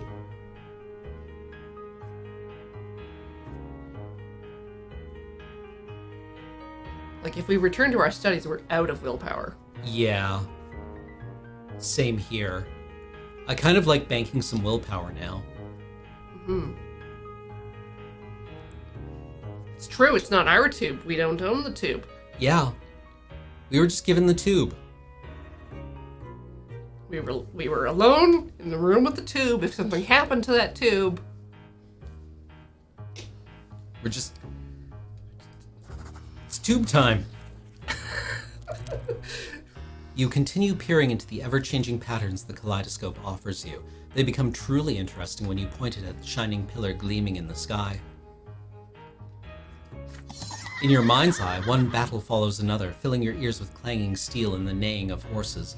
You are leading the Imperial Army now. Everyone is so proud of you. Grandfather says you are better than Stefan, and... Father's stern voice cuts your daydream short. You lost all track of time. It's evening now. How did you get your hands on this toy, Billiam? Why aren't you studying? Give it to me. You'll have to double the lessons tomorrow. Okay. double the lessons, double the fun, right? Yeah. Grandfather's visits are no longer a cause for fear and panic in the house. It has become something you are used to, something nagging yet not unordinary, like a splinter or a stain on your trousers. The tension still remains, however. Sir Gregor's disdain for everyone in the house is so palpable it almost stings for real. Your lessons with the tutor are done for today. You are walking down the stairs when you spot Gloria peeping into the sitting room through a slightly open door. You sneak up on your sister and tap her lightly on the shoulder. She is startled. Yes. Score. Stealth. Oh, it's you, Billiam. Look, Sir Gregor's eating something.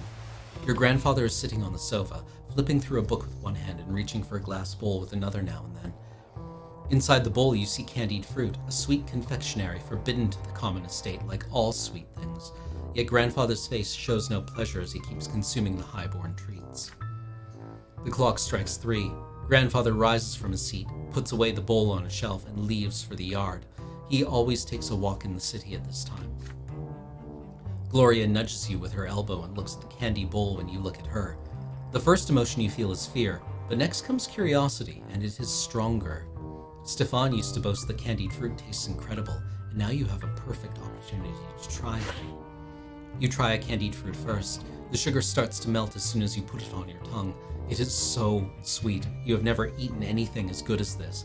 You take the whole bowl off the shelf and give it to your sister. She takes the fruit and brings it to her mouth, carefully like a rare treasure. There is a thumping on the stairs, footsteps accompanied by the knocking of a walking stick. You have no idea why, but grandfather is back. You quickly hide behind the sofa and pull Gloria after you, but she is frozen in place with the bowl in her hands. The door opens. Grandfather's menacing figure advances on Gloria. His hand seizes her arm. You squalid, ungrateful, low-born child, how dare you bite the hand that feeds you? You and your trollop of a mother would be sleeping in a ditch if it weren't for my spineless son. The sweet and pleasant things in life are for the noble estate, not for the likes of you. Did you forget your lot? He swings his hand and hits Gloria on the cheek. She falls to the floor right next to where you were hidden. Her fingers glisten with the warm melted sugar that brought you here. Grandfather advances again, his walking stick ready, but then he sees you huddling behind the armchair. Please don't hurt him, Sir Brante. This is all my fault. He tried to stop me. You can already see a bruise on Gloria's cheek. This is only the beginning of her punishment. Gloria was caught red-handed, unlike you. You can still avoid your punishment. What is it then, Milksop? Did you try the sugar too, or were you trying to stop this piece of filth like she says?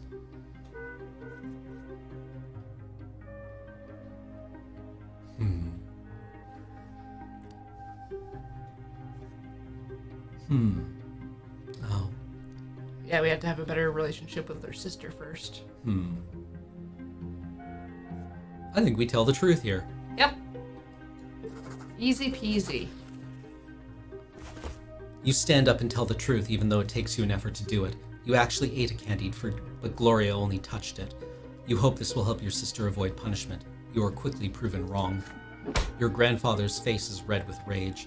He strikes you both with his walking stick, blow for blow. He keeps hitting you until he grows tired, and then he leaves you where you are. Soon enough, Mother comes in to find the two of you on the floor, too afraid to move. She shakes her head in disappointment. You are badly hurt and covered in bruises, yet she still forces you to kneel and recite the precepts of the lots and how important it is to follow him. Then you stand before Father and Grandfather and swear never to take things that do not belong to you again. Yeah, he just had a lot of rage to work through. Once the beating was finished, our relationships improved. Yeah, now he likes us again. Now he likes us. This is how we get our grandfather to love us. Don't do that with abusers. No. Father and Mother have been focused on Nathan and you since early morning. Instead of breakfast, you are told to say your prayers, wash your hands and faces, and get dressed in plain white shirts. Today is the day of your sacrament. Mother, I want to go play in the yard. No playing today. You and Billiam are big boys now. It is time for you to both have your first sacrament. No one can live without a lot. I don't want a lot. Be quiet and listen. You were born a commoner, so you must accept a low-born lot before the twins. When you grow up, you will get a chance to earn a noble lot. Father and Mother take you to the carriage. Nathan is hungry. He starts whining. Grandfather is the last to get in the carriage. His eyes are on you and your brother, looking for every fault. Soon the carriage is moving along the streets of Anazot, slowly and solemnly. One more turn and you see the colossal white building marked by two massive pillars. For the first time in your life, you are to enter the Church of the Twin Gods. You enter the gate and walk under the splendorous dome of the church. The church hall is divided into two halves. They are drastically different from one another. The floor on one side is rough and jagged and covered in dried brown spots, while the floor on the other is made of smooth marble. The commoners kneel on the jagged floor, and the well-dressed nobles and their families sit on pews. Father and Grandfather leave you to sit on one of the nobles' pews. Mother walks to the rough stone of the commoner's side and gets down on her knees. You see her wince in pain, for the low-born estate shall suffer in the house of the faith. The church acolytes surround you and lead you to the altar, where you and other children will take your sacrament this day. Before you stands a tall priest dressed in black, with a sword in one hand and a hefty whip in another. Nathan's whining grows louder. He dislikes this place. He is scared. You remain quiet, but your stomach roils in uneasy anticipation.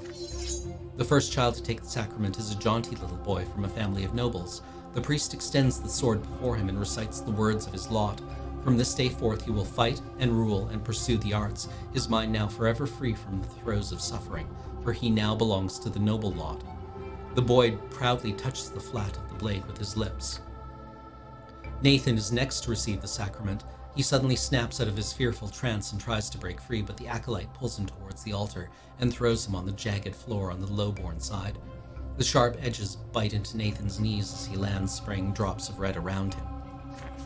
I don't wanna. Billiam, why do they want to whip me? What did I do? You try to break free and run to Nathan's side.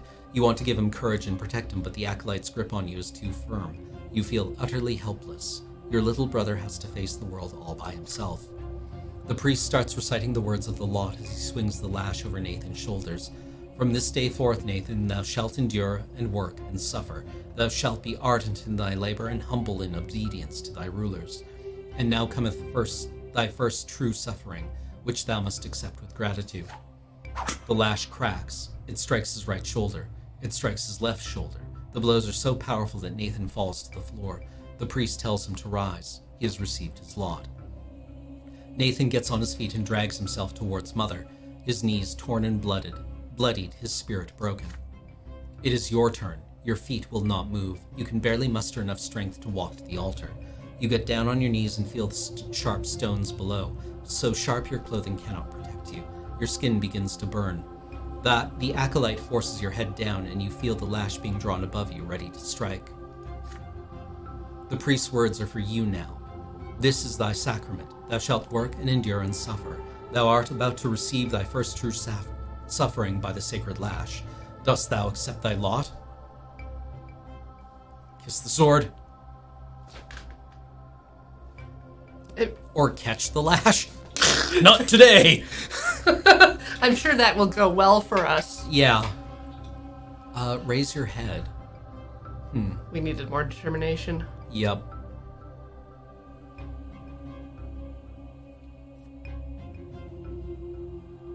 Whoopsie into the noble path. Yep. Oh, I slipped. Oh, kissing the sword. Yeah, now I'm a noble. Oh, no one could do anything about it. Yeah. It's part of the ceremony. Yeah. Whoops. Oops, whoops.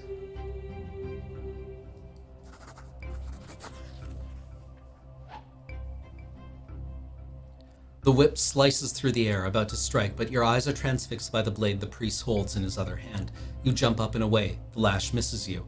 You grab the blade with your hands. It cuts into them without mercy. The priest wrenches it away from your bloodied fingers. You look him straight in the eye. I am Billiam of House Brant. The priest freezes in shock. You seize this moment to pull the sword closer and kiss the smooth, cold blade. You hear cries of outrage among the churchgoers. Mother prostrates herself on the jagged floor, racked with fear. Father remains still, baffled by what you have just done. But grandfather looks at you intently, as though truly seeing you for the first time. There is a semblance of respect in his voice, in his gaze. You are forced back to the commoner's place at the altar. The acolytes seize you by the arms and legs and keep your face bent closely to the bloodied, jagged stones of the floor. The lash strikes your right shoulder, then your left shoulder. Then you are told to rise. You are a commoner. Sure. Mother takes your hand and leads you out of the church. Once you are outside, she scolds you for being insubordinate and bringing shame to your family. Nathan holds your hand as you walk, his tearful face a mixture of confusion and awe as he looks into your eyes. But you do not feel as though you have made a mistake. You did what was right for you.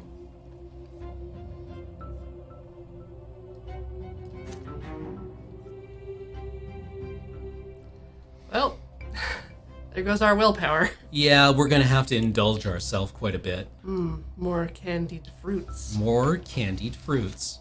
Or tube time. Tubes. Many tubes.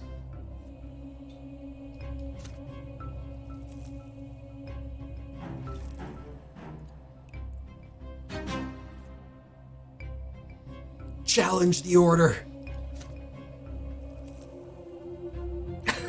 Church didn't expect the speedrun skip. Yep. Yeah. I mean, we enter any percent in death pretty quick. Yep. The mark left on you by the sacrament takes a long, long time to heal. Mother says it is a reminder of your lot, suffering and sufferance, pain and patience. Gloria shows you the mark of the lash on her shoulder one day. It will never disappear. You are a commoner now. This is the lot you were born into. But Father keeps telling you to study hard so you may yet earn a different lot and become a noble of the mantle. You recall the past with warm sadness, when Stefan still lived with you, or when he wrote to you for a time shortly after he left. Now he thinks it beneath him to write to the commoners in his family. Mother didn't lock herself in the bedroom as often back then. This changed shortly before Nathan was born. But more importantly, you missed the time before the terrifying figure of your grandfather was constantly looming over you. You learned the true power of the lot only after the head of the family's arrival. In grandfather's eyes, no commoner deserves to be treated with kindness. Is this just him, or is it the way of the entire world? The very thought makes you queasy. You are older now, and what's more, you are an elder brother now. You've learned how to care about someone else, how to teach and protect. Soon you are a small boy no longer. As the days pass, play gradually gives way to laborious study. Now your choices will determine your place in the bizarre and ruthless world of adulthood. Your childhood years are over.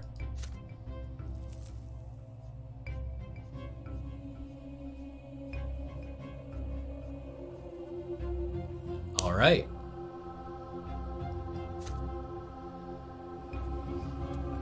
Excuse me. So we're inquisitive and active. Yeah.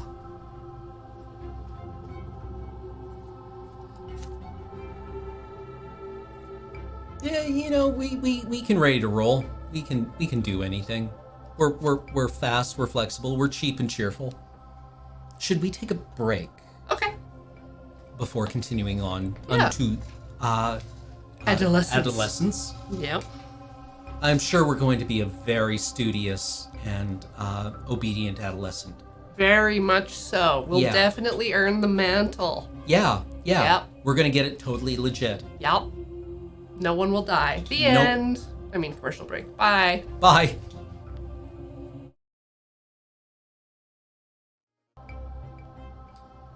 Hello, we are back with Cookie.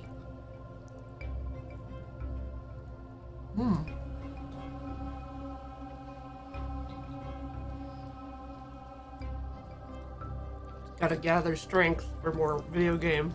Mm-hmm. Oh, noble snacks. Oh no! Nobles would be eating candied fruit. It's got sugar in it. We skipped the fruit part Oh, entirely. Yeah. Nobles have a balanced diet. When I was on vacation, a friend and I were like at a cafe eating croissants. Mm-hmm. And I think I said, like, do you think these were invented one day when a Frenchman saw somebody eating butter with a spoon and just decided there had to be a better way? To eat butter. Yeah. No, there must be some more kind of pretense. We need a pretense. What if it was like a sandwich for butter? Mm-hmm. Many thin layers of butter separated. By filaments of sandwich. By microscopically thin layers of pretense. Super butter. Yes to Emily.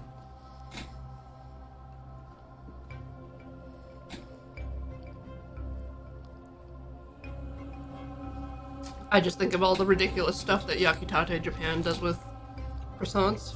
Mm-hmm. Because for one, the main character's got solar gauntlets, which make it hard for him to handle the pastry without melting it. Mm-hmm. But he's extremely dexterous and strong, which allows him to get more layers. And then they cook it so that it has a black crust that they hit with a spoon and it all flakes away and then the thing shines golden. That's what that's from. I saw that on Binging with Babish, where he tried to make it, and it was, it didn't work. It didn't work so well. Oh, wow. Yeah. Unfortunately, he seemed disappointed. If only Babish had solar gauntlets. As it turns out, yeah. I want a Binging with Babish episode about Hilda. For what? The vegetable broth that the Sparrow Scouts make.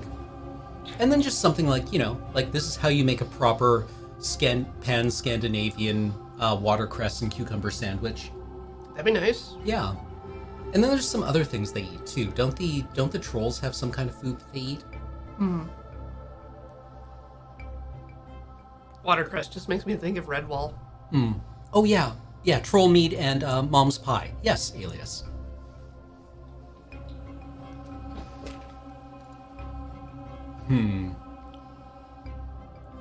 Oh, yeah, sorry. I thought he had the solar gauntlets at the time that the croissant thing was happening. And the villain that's really good at making pastry, she has cold hands. Right. Ooh, cold hands would be really good for making pastries. Exactly. Because you wouldn't melt the butter. Yep. Right, that's why you keep having to re-refrigerate croissants when you make them. I've seen people have ice baths next to them for croissants. Okay, yeah. Yeah, I imagine also in industrial settings, you're able to just make them in a refrigerated room. You make them in the walk-in. Or on a refrigerated countertop. Yeah, like at Marble Slab. Yeah. What were we doing? We were trying to find our own life through a system that is designed to basically break us and produce useful members of society. And we're trying to navigate that society through, tremendous threat of violence in order to have any kind of happiness.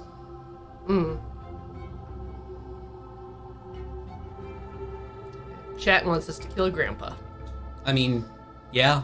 But he's our best friend now. He's totally indifferent to our existence. Yeah, exactly. We have +1 Grandpa. Indifferent. So, yeah, I mean, this game is making us make choices, and they're unpleasant frequently. But,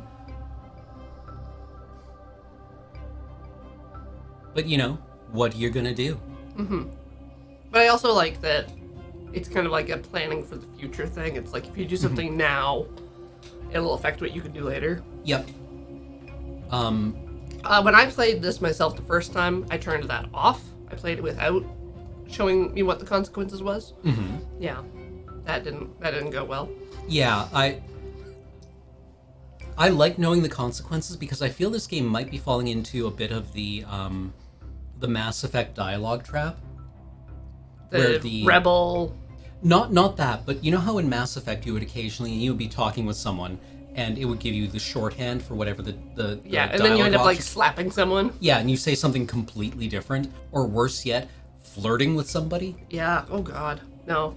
The worst case of that I felt in a video game was the don't button in in LA Noire. Yeah.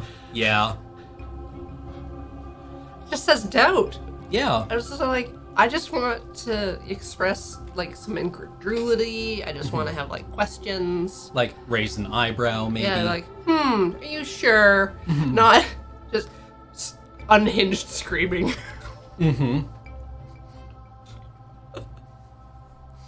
Yeah, I want to doubt, not just accuse. Objection.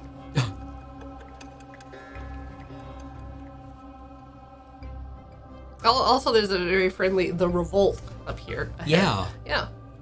I'm sure that'll be fine. Yeah. Look, We look happy. We have a sword. Yeah. Exactly. We've got everything we want, and our home has these really festive streamers. Yeah, that is our house, isn't it? Yep, that's our house.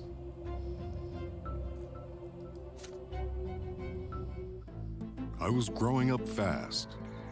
The school, the streets, and the whole wide world awaited me beyond the gate of my parents' house.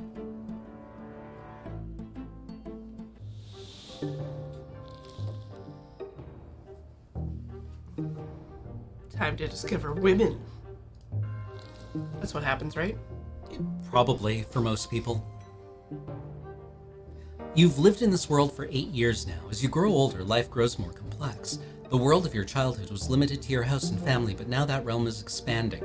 It also includes your neighborhood, the nearby houses, the streets of the ancient city of Anazot.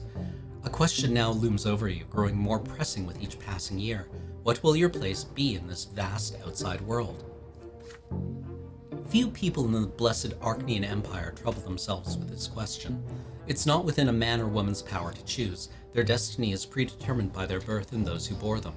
So, like, even the very first answer we gave in this game is kind of heretical. A little bit. Yeah.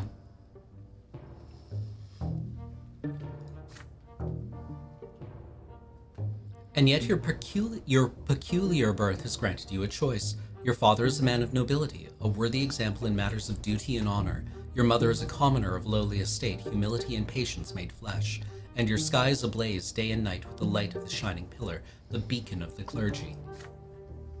Your back bears the mark of the lash. Will you accept the drudgery and suffering that is the lot of the lowborn for your entire life? Or will you follow in the footsteps of your father and mother's father, your father's father, and fight for the right to serve the empire as a noble of the sun, as a noble of the mantle? Perhaps you will follow the twin god's word and offer spiritual guidance to others. The answer lies out there in that vast, terrifying world. What awaits you beyond the walls of your home? Your world grows. Okay. See what the conditions are. Gloria's secret. So we have to have higher ingenuity, Okay. higher nobility, Okay. participate in the ritual and or have we've got it. Okay. We don't have to be friends with Grandpa. Nope. And then spirituality. So each of our siblings is a different stat Yeah. if we want to focus on them. But then there's also other stuff happening in the world. Yeah. Matters of the heart. Experience your first romantic feelings. Meet a girl. Revelation of the tree. An epiphany. I guess we never did have the epiphany of the ants. No.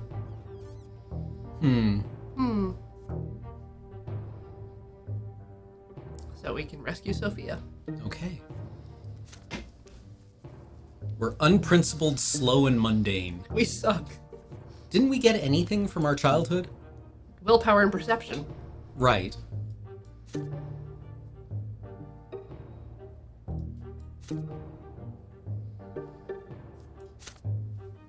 Yeah, what happened to us as a child? We Well, died. we died. Yeah.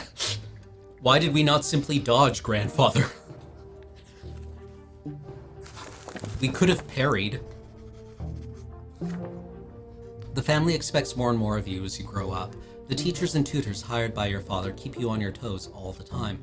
Your life these days is dedicated to studying for your future, for the future of the Brante family. Your younger brother Nathan keeps growing up too. He can hold a conversation now. You never refuse him when he comes to play, provided you have a bit of free time between your demanding lessons. It is a rainy day today. Father and mother have gone to a ball and they left Nathan in your care. You lose track of time over the books in the sitting room, and Nathan goes off alone to splash in the creek. You soon hear his voice begging you to come outside. He is on the porch, sobbing, all covered in dirt. You walk up to him as he continues to bawl. It's all that kid. He pushed me into the ditch and called me names. He said I was a fancy pants fool. I said I'll call my brother. He's still there. You have to go punish him, Billiam. Nathan points at a lopsided wooden house further down the street where the poorer artisans live.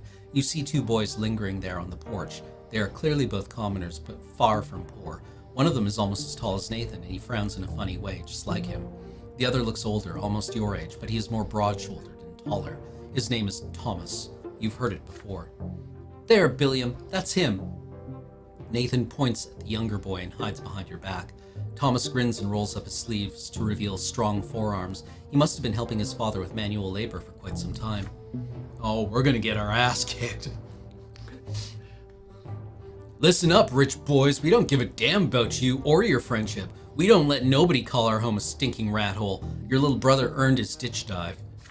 Maybe next time he'll dress normal and stop picking fights with people who can throw him in the mud. Your hands clench into fists before you react. Nathan called them names first. No wonder they did the same. That's how it goes.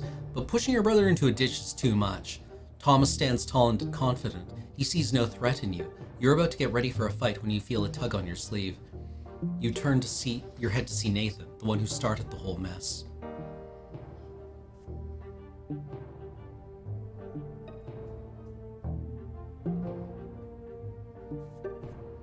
Ooh, nobility.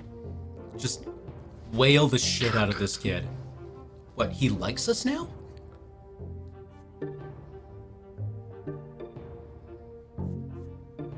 Okay, let's bank the willpower. First. Right? Listen to your brother first, then kick some ass. Yep. Let's get it. Hold on. Yes, Nathan, go ahead. Everyone shut up! Nathan has something he wants to say. Nathan keeps tugging on your sleeve harder and harder. Finally, you turn to look at him. Don't fight him, please. Look, he's huge. Let's go home. Who cares about them? You're all sweaty. Are you gonna listen to your little brother and walk away like a coward? All you rich boys are chickens. You do nothing but squawk, but when the push comes to shove, you run home to mama. Now he's done it. Your patience has run out. You swing at Thomas and he jumps back, surprised by your assault. It takes him a moment to compose himself, but now he is ready. His fists cover his face and he attacks you with a quick jab. Now it is your turn to take a step backwards.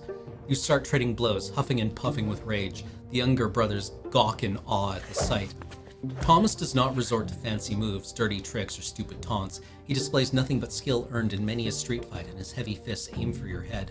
You keep dodging him again and again, trying to reach him, but he takes a couple of glancing blows, but easily shakes them off. What a bruiser! You start swinging your fists with greater and greater fury. This is what this is. We're like two math PhDs at MIT crashed into each other on our Segways. Yeah. My papers.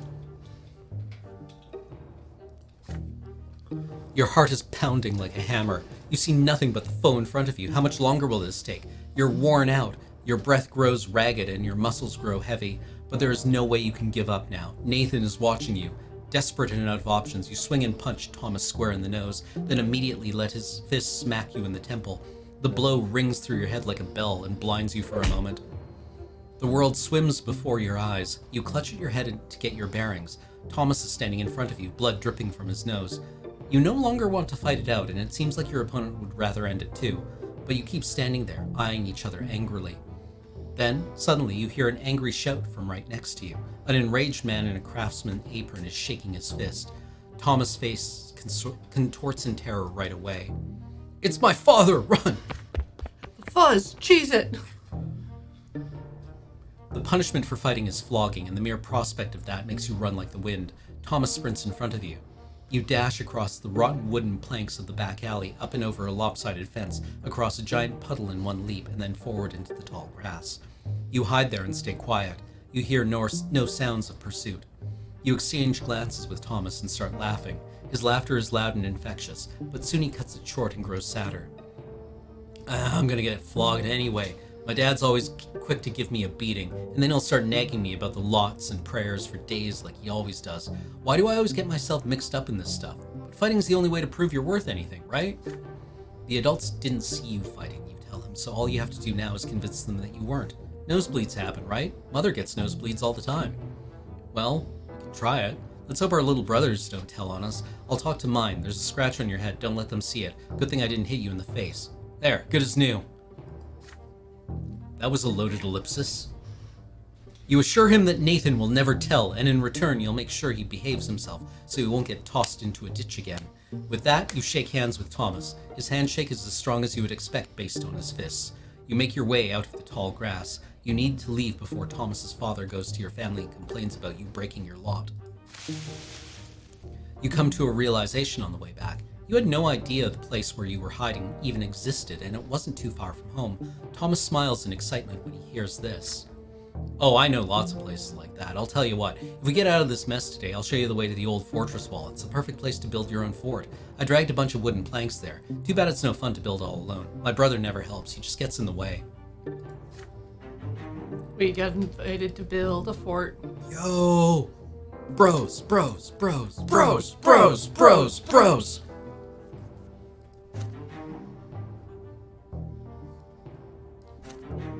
Yeah. Gas in the tank. You've made a friend, a boy named Thomas.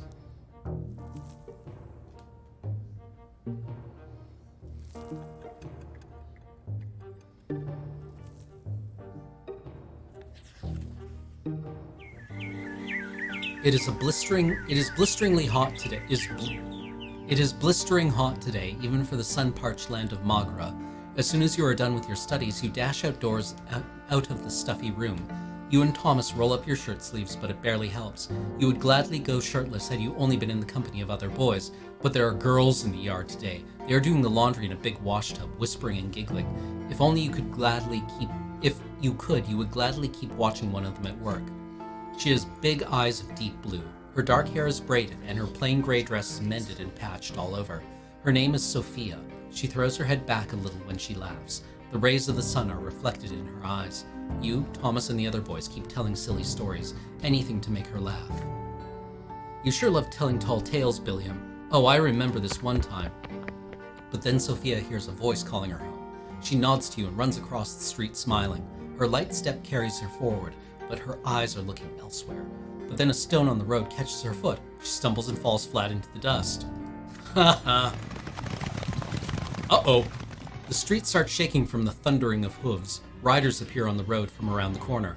They bear a coat of arms you recognize right away, a sable serpent blade upon a field of vert.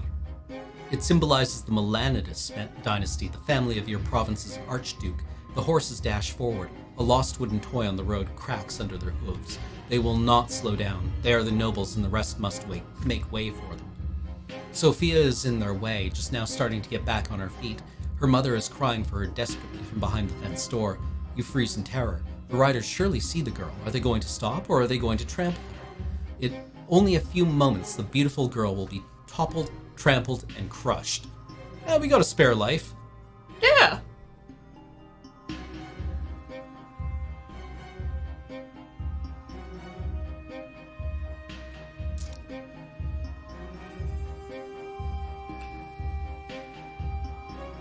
Shouldn't have done that.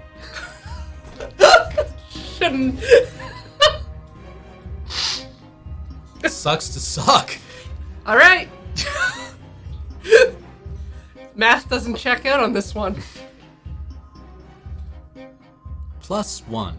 I mean, fine. Just a death.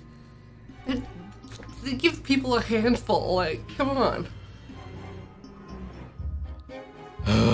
But numbers go so high.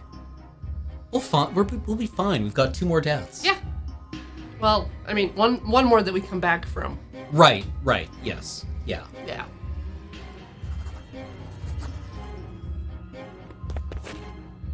By throwing yourself blindly into the road, swinging your arms wildly, dazed by the sound of the thundering hooves, you can see nothing in the dust. For a brief moment, the horses slow down, just long enough for Sophia to get back on her feet and flee to the roadside. But then the riders dig their spurs in. Dozens of hooves knock you off your feet. You roll across your body. Your bones crack, break, and crumble. Your ears are ripped apart by the thundering rhythm of the ride. Your innards are pulverized. The last thing you remember is the sound of your own skull caving in. Impenetrable darkness surrounds you. You stand alone, bare to your very essence. It paralyzes you. You have an urge to cover yourself, to hide. No one should see you so vulnerable. But you cannot conceal the truth in this place. You are bathed in an unbearably bright light. It has no hint of warmth in it. It is blinding. It leaves no shadow in the entire world. It is the light of the shining pillar itself.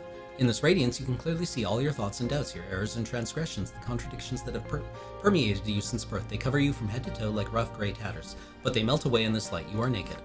You feel liberated and whole. It is as though all the wounds and cracks in your soul have been healed, making it the way it should be. It is as though the scales have fallen from your eyes. You see the true shapes of things now. There are the laws by which the world abides, the grand design that moves itself. You tread a path that is barely visible in the blinding light, giving shape to everything. In this light, you see the infinite complexity of the world, from the tiniest leaf to the enormity of the empire. And this world maintains its balance by virtue of the law that was embedded in it during the act of creation. Ahead of you, 2 figures are waiting on the path. They are gigantic, many times taller than a man. The elder holds a lash, the younger a sword. The younger gazes at you sternly, coldly. You kneel obediently before him and lower your head. The god raises his sword above you. This is divine retribution. There is no law without it, nor can there be. Every action has consequences. This is what shapes the world, making its very existence possible. In this moment, beneath the gaze of the merciless God, you comprehend the law that binds the entire world together. Which manifestation of the law will you live by? Of the law will you live by? Cause. All right, double the cause. 2 causes. Or against the law.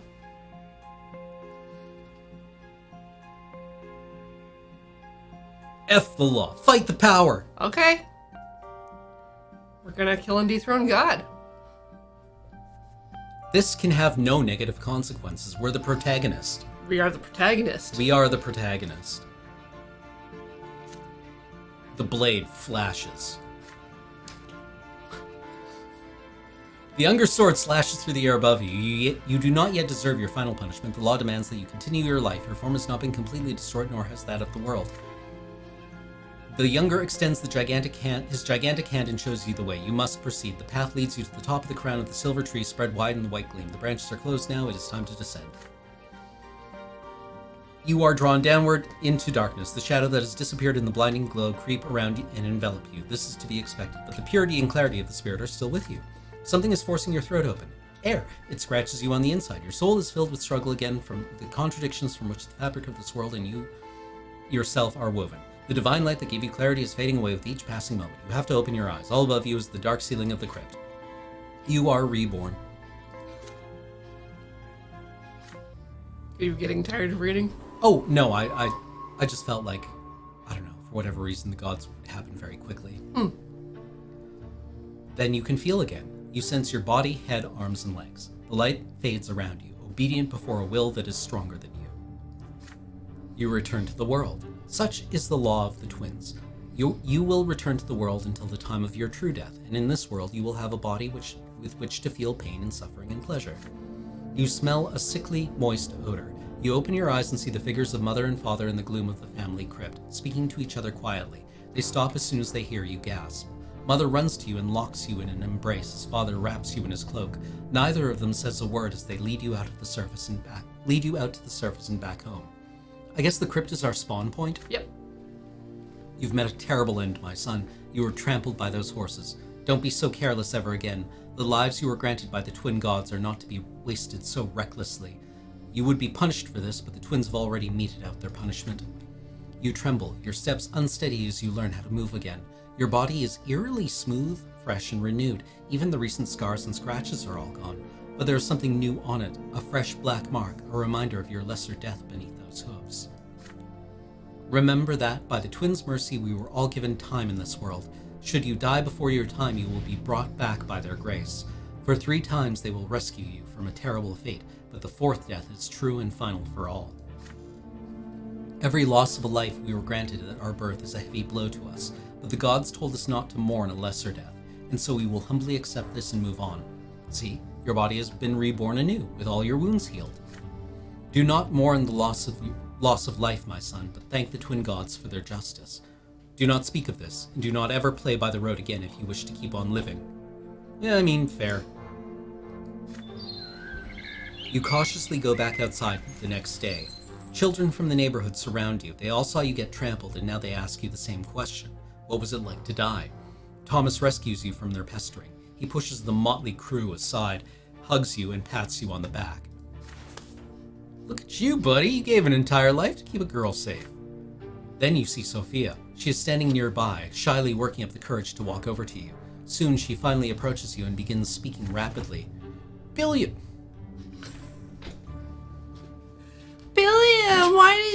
why did you throw yourself in front of those horses? My life isn't worth any more than yours, so why did you think that? You weren't supposed to die there. It was all those riders' fault. They deserve to die, not you. I missed the dodge. Just missed time to dodge. Missed the dodge. Her voice rises to a shriek. She suddenly stops and runs back home. You stay where you are, watching her run, the golden rays of the sun dancing in her braided hair. Indifference. Ah! Billy!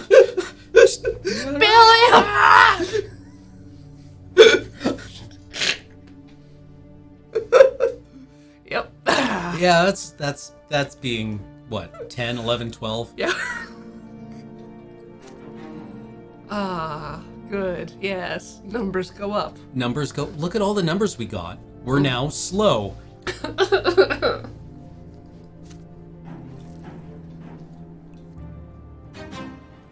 But we haven't met a girl yet. Yep. No, just don't know. Just don't know.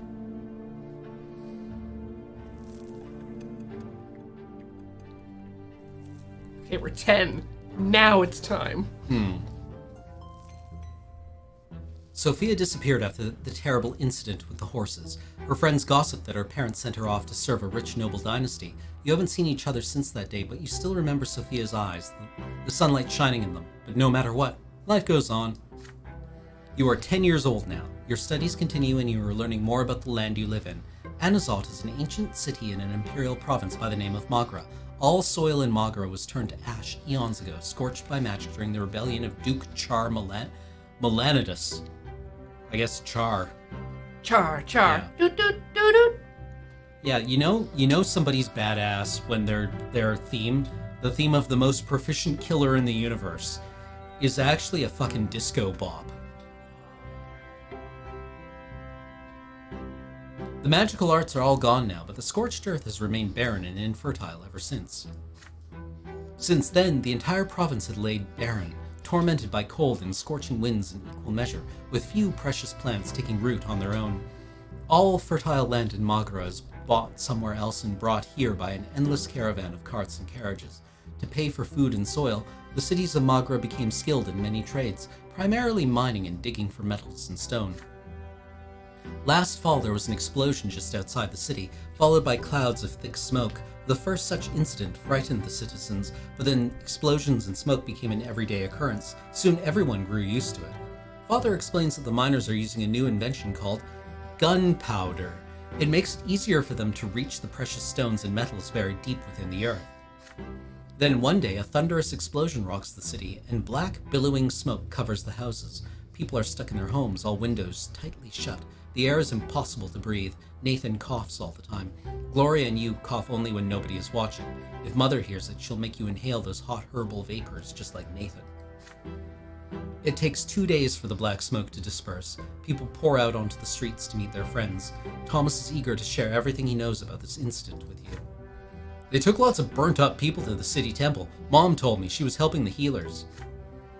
There are many rumors. Some claim it was the work of a beast stirred from its slumber, while others say it was the surviving witches that continue to threaten the order in the Empire with their accursed powers. But as for you patiently wait for Father to come back home, and then you'll ask him about it.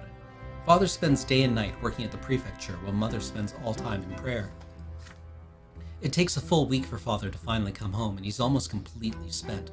You muster enough courage during dinner to ask him what happened outside the city. Father raises his head, his face a bleak, weary mask, and starts muttering his proclamation. It's almost as though he doesn't see you. It's the mine outside the city. They were trying to get a vein of ore. There was an explosion. The mine caved in and the black smoke started flowing. Many workers died there. It was all because of Count El Velasco, who owns the mines, wanted them to start mining that vein before they were ready. Some of the workers weren't even reborn. Perhaps the twins thought their final time had come. The prefecture has been inundated with complaints from families that have lost their breadwinners, asking the judges for help. Many people also lost their cattle to the black smoke. Count El Velasco blames gunpowder for the disaster. The prefecture and the newspapers just repeat whatever he says, but it's plain old greed and tyranny of noblemen that are to blame. Why is the welfare of our province always paid for with commoner lives? Then, without warning, he grows silent again. You keep thinking about it for days. Can a human life really end so easily? Unlikely. I mean, we've lost ours twice. We're fine. I don't know why better. I don't know why they simply did not respawn. Mm-hmm. A single moment of bad luck and you die, only to re-emerge from the temple or the family crypt with a new black mark on your arm. Or worse, you remain where you fell, dead, never to be reborn again. Ever.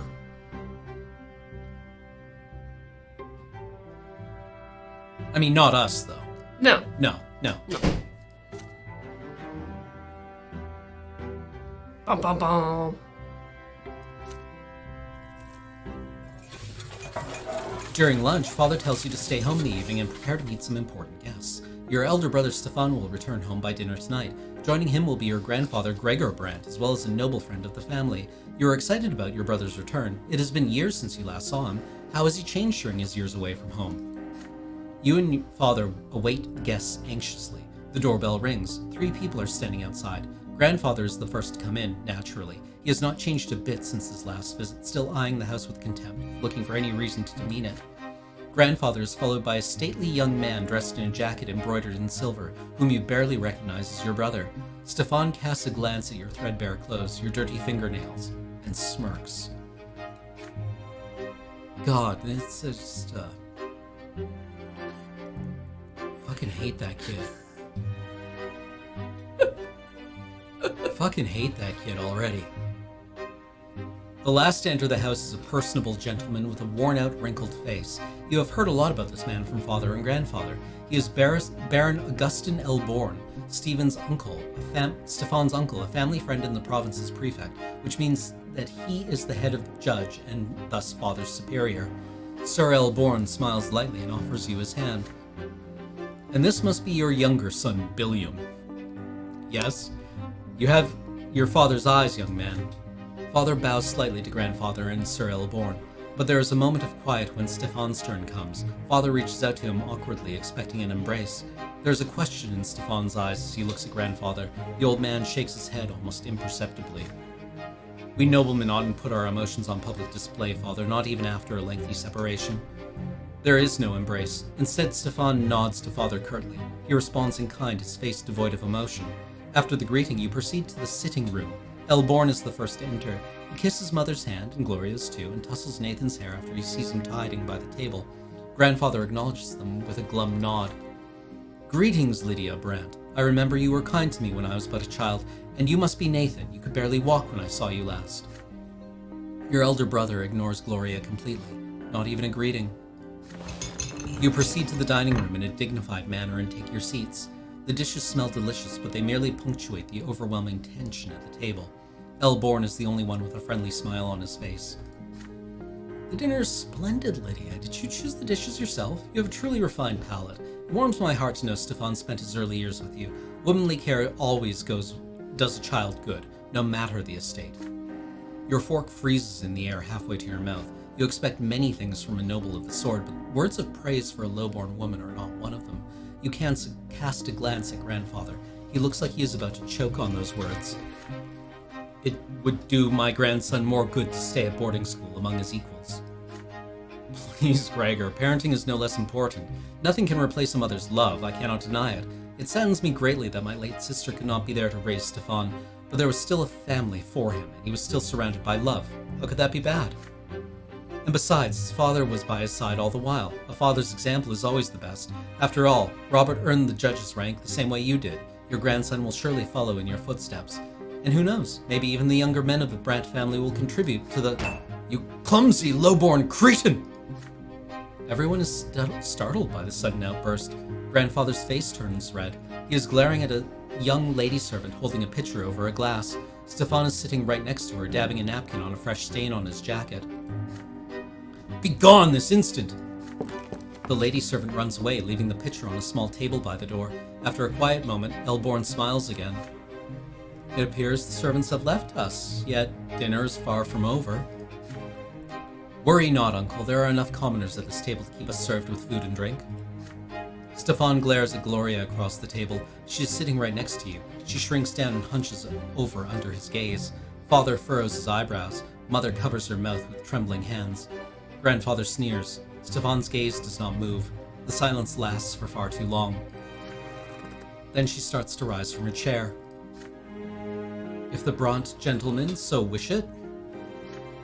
Your hands clench into fists under the table.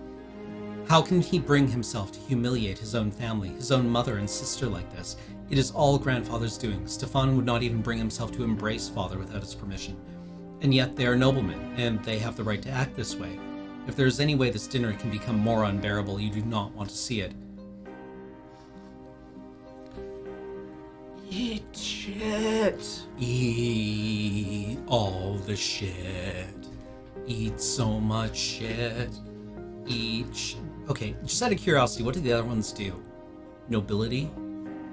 And... Willpower. I mean, it could be handy. But I kind of like having stats. So, eat shit. Eat shit. Eat shit.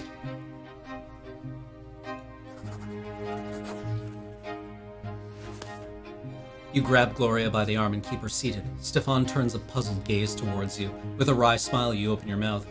Stefan, how did you have the gall to speak without Sir Gregor's permission? Surely you wouldn't even answer nature's call without his leave. Stefan looks at Grandfather, completely flabbergasted. And then, chaos. Chouse! It's chickens flying in, there's a fire.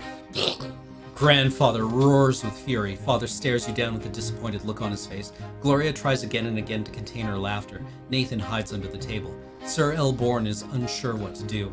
Stefan looks like he is about to cry. Then Mother takes your hand and leads you out of the dining room.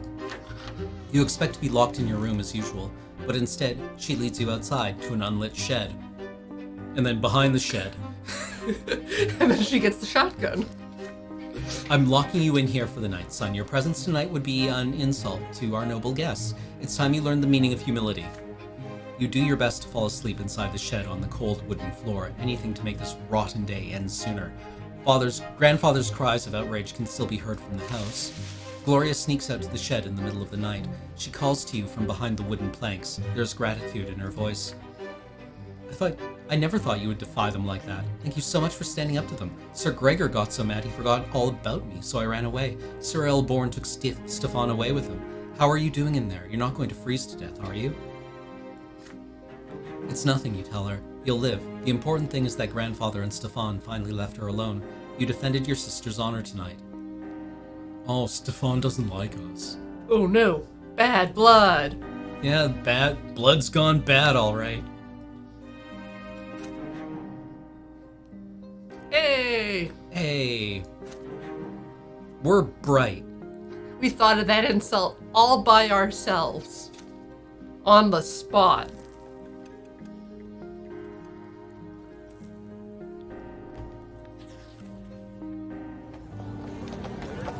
Hot, dry wind seeps through the city from the barren lands around it. The noble residents of Anazot prefer to remain in their chambers while the commoners huddle in tents or in the shade of the silver tree. You are on an errand right now. Your father wrote a letter to a noble acquaintance and you are to deliver it. Thomas, the boy down the street, is tagging along. The two of you are inseparable now. The errand is an easy one, so you decide to take this opportunity to loiter around the part of Anazot where the nobles live. So here you are in the middle of the city square, resting on the ancient brickwork by the old fountain in the merciful shade of the gargantuan silver tree. Thomas is by your side, lazily slouching on the edge of the fountain's basin. You know, Thomas and me, we're gonna be friends forever. Yep. Best friends forever. BFFs. Yeah, there's nothing in this world that could tear us apart. Not a single thing. Nope. No. No. It's a hard life for commoners like you and me. Either you break your back in a workshop day and night hoping someone will buy your goods someday, or you become a manservant to someone noble. You never get a chance to enjoy life. This is our lot, you remind him. We work and endure and suffer. But Thomas waves your words away. Yeah, I know all that already. Mother keeps drilling that stuff into me. We must be humble, our strength is patience and persistence. So yeah, I say, but I want to make my fortune no matter what. So how ain't I living that? Hey, how ain't that living by my lot, I ask you. Getting some deja vu. But the lots, they ain't easy. Let's take you for example, Brant. Your father's a nobleman, but even that didn't make you one. Just look at your hands. You've never had to work as hard as me, but we have the same lot, so we're supposed to suffer the same. Or look at your father. He's a judge. He toils at the prefecture all day and night doing his judging, and he's a noble. I've never seen an Arknian work as hard as he does. You shrug. The Arknians are a different race. The books say they were born to rule over humans. They are never commoners, always nobles of the sword by birth. They founded the Empire after subduing all the human kingdoms on the continent. Humans will never be their equals. Arknians are always better, smarter, stronger, and their skin is of a noble shade of blue, if the books are to be believed, of course. You have never seen one yourself.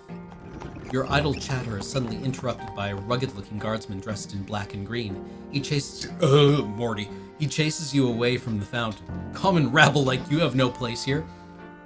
Fountains are for closers! Oh, the second cookie's always free. You hear the clattering of hooves and wheels against the cobblestones and see flags bearing a coat of arms, a sable serpent on a field of van. It makes you squirm. It is the Archduke's coat of arms, the Melanidas dynasty. The carriage door opens, revealing a young lady in a luxurious dress. You cannot look away from her. Those dainty shoulders suggested, but not revealed by the cut of her dress, her black hair cascading over them, her stately, slim silhouette, her pouty lips and prim nose, and those eyes, dark like the night sky, the way she moves, fluidly, gracefully, and most incredible of all, her skin glows an azure blue. She is a masterpiece given life. She is an Arknian. Clear the way. Clear the way.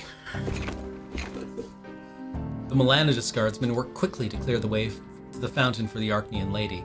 The searing sun dances on her skin in bizarre patterns. With one elegant motion, she reveals a handkerchief, then leans over the basin and wipes her head and neck with its cool water.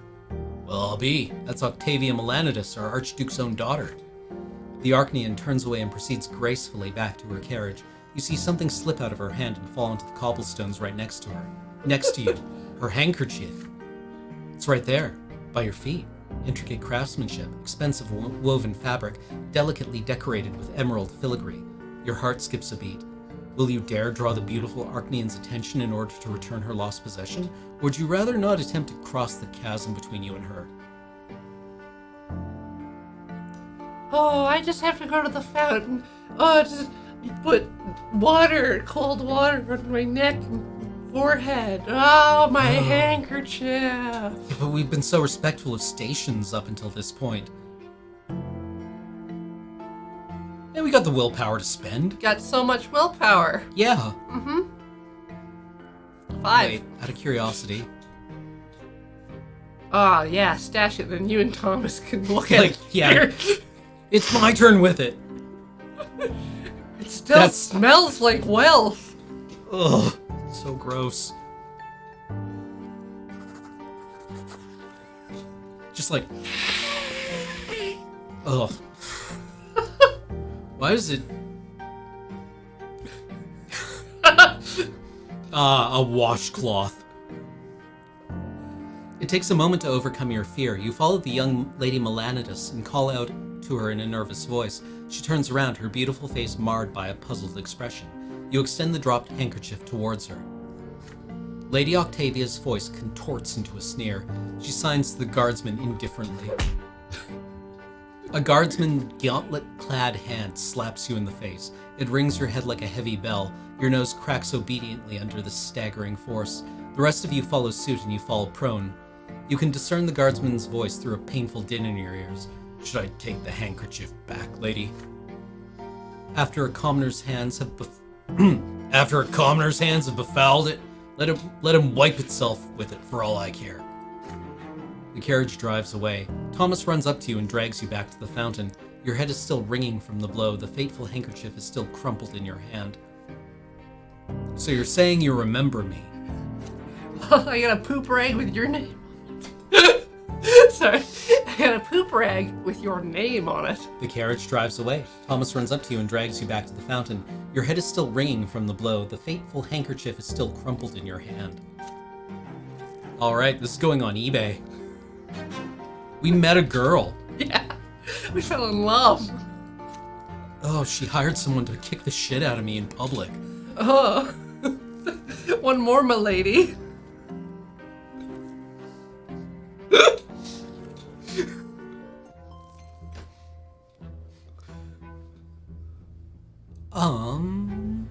Shall we consider wrapping up the stream? Yeah, sure. Okay. I'm kind of digging this, though. Yeah, I would like there to are complete a more playthrough. mechanics later that I think are interesting to look at. So Yeah. do you want to come back to this next I would week? love to. Let's try that then. Okay.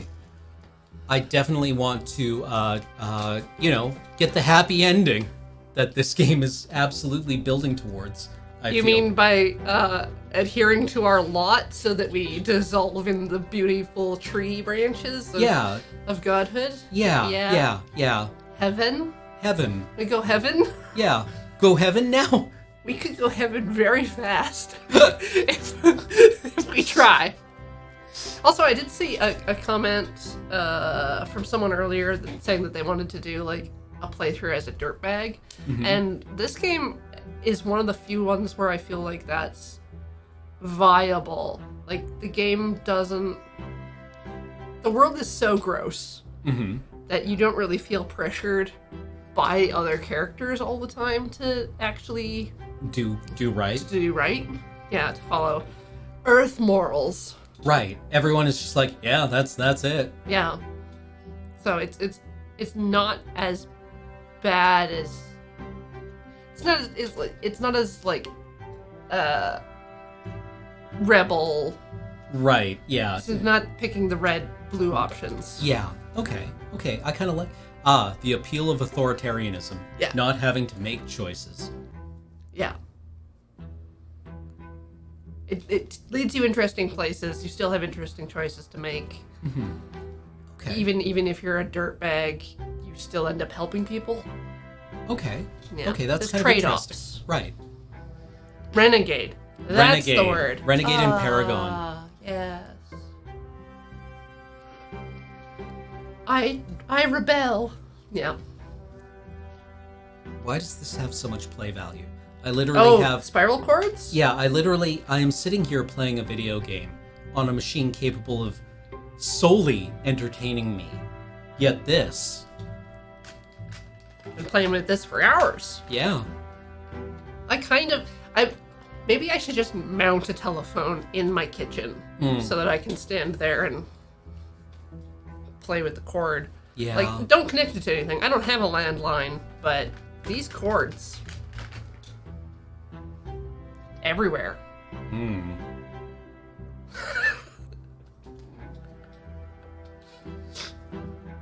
Yeah, simple fun for simple minds. Yeah, I am just a little monkey over here. Yep. I sometimes get the appeal of learning to knit, Yeah, doing the... which is like, I think Yeah, Julie yeah. described it as like basically capturing fidget energy. I cannot trust myself to count, Right. and that's sort of necessary in order to do things. Yeah, fair.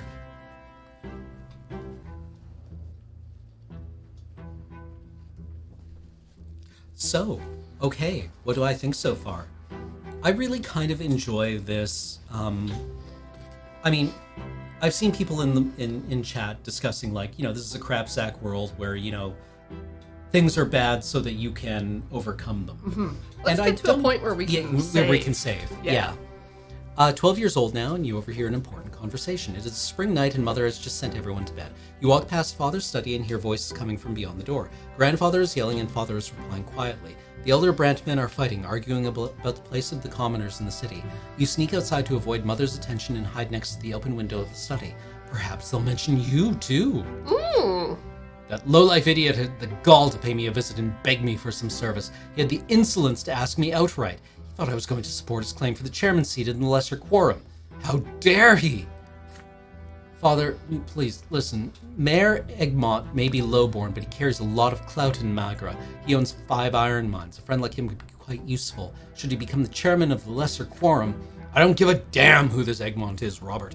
Whatever he is, however, is lowborn. His lot is humility and obedience. The likes of him can never rule anything. They're nothing but a flock of sheep that need a firm, noble hand to guide them. I wasted so many years trying to quash that quorum degree, but that cursed Cornelius Tempest did everything in his power to make the Emperor sign that pathetic screed, and now even lowlives can wield power. True power, Robert. Just the right to discuss the size of the Archduke's tax, nothing more. That is only the beginning! What next? Are they going to arm the lowlives now? Make them into judges? If the Empire rejects the foundations and the lots, the entire edifice will crumble. Bah! Who am I telling this to? It is already crumbling, and you, my son and heir, are a harbinger of its destruction. Father, I'm begging you. I do not wish to marry a third time. Lydia is as good a wife and a dutiful mother to my children. If you would only allow her to... I will allow them nothing! Neither Egmont nor that freeloading wench of yours. What will you want me to do next? Live by the laws of the lowborn? I can already see where this is going, and I'd rather run my own sword through my gut than live in a country where nobles and lowlives share the same rights. My only dream is to see the name of Brante in the Blue Book. But that dream will never come true. They'll never call me Venerable El Brante. And it's all because of this marriage of yours. My only hope now is to hear Stefan addressed in such a manner one day. Thank the twins I didn't let you ruin the boy. He's about to grow up a true nobleman. His children will bear the name of El Brante. You have 2 more grandsons. Nope! Those spineless milksops from the common lot, they're incapable of anything. The best your middle son could do is sneak into the Imperial College and get ennobled by the mantle, though I have grave doubts about even that. As for the downtrodden Nathan, I hold out no hope for him whatsoever. You hear grandfather's heavy footsteps, the thudding of his cane, and the slamming of the door. It's time to sneak back home before you're discovered. Ooh.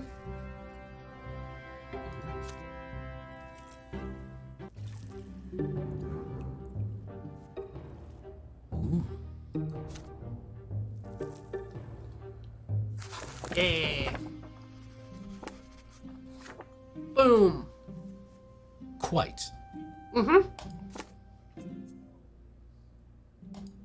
Yeah. We did it. Yeah. Woo! So, yeah, I'm not convinced that anything in this game will really, allow us to overcome this world.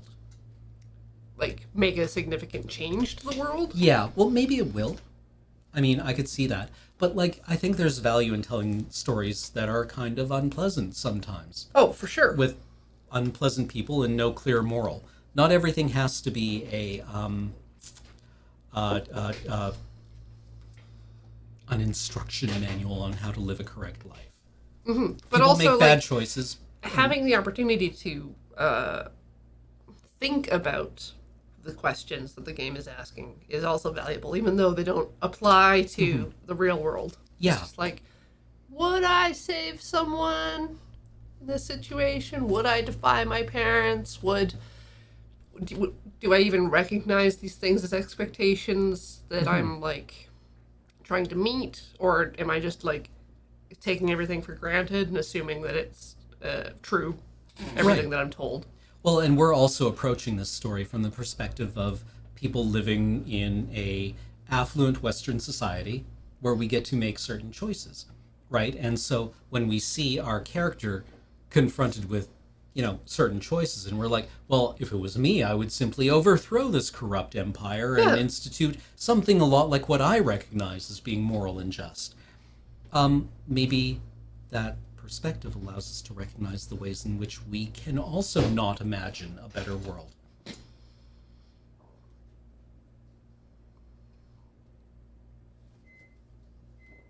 Because a better world might be something that we don't imagine right now. Right. It's like the Philip K. Dick novel Man in the High Castle. The idea was that the reason the bad guys wanted to destroy the traces of the other worlds was because they presented an alternative. And if you are presented with an alternative, you become aware that alternatives exist. Yes. Right? It's one of my favorite things about our little squishy meat brains. Yeah. What's the alternative that we're not seeing? That we might not be able to imagine right option now? C. Yeah. Well, what if you pick option Q? Right? Or option 3? Or option wingding? I don't know. I don't know where I'm going with this. But like, also, it gives us the consequences of our choices right now, but I feel that those might be misleading not complete. us a little bit. Yeah. Yeah. Like, this one will give me more willpower, right? A bit like Life is Strange, where you can go back and make every correct choice along the way. Yeah. What is life? What is a perfectly played game but a series of correct decisions in the moment? And as we know from the Greeks, making every correct decision in the moment is how you get to a happy ending. Yeah. That always works. Always works every time. Always works. If you are in the moment and you make the correct choice every time, that's perfect.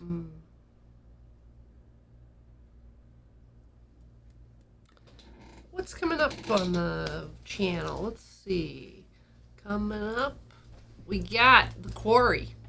Ooh. Then tomorrow, they're doing a bonus magic. Mm. This is the Chit Chaff stream.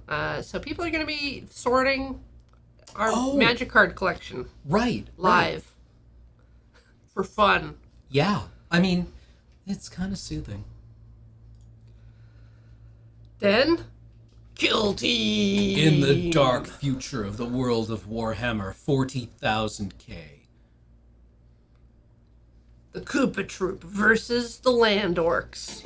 Yep. I will be bringing the DCRkey Special Operations Executive. And I believe Ian's Tau might still be on board. I'm not actually sure who all is there. I think it is you and me, Jacob, and Ian tomorrow night. Perfect.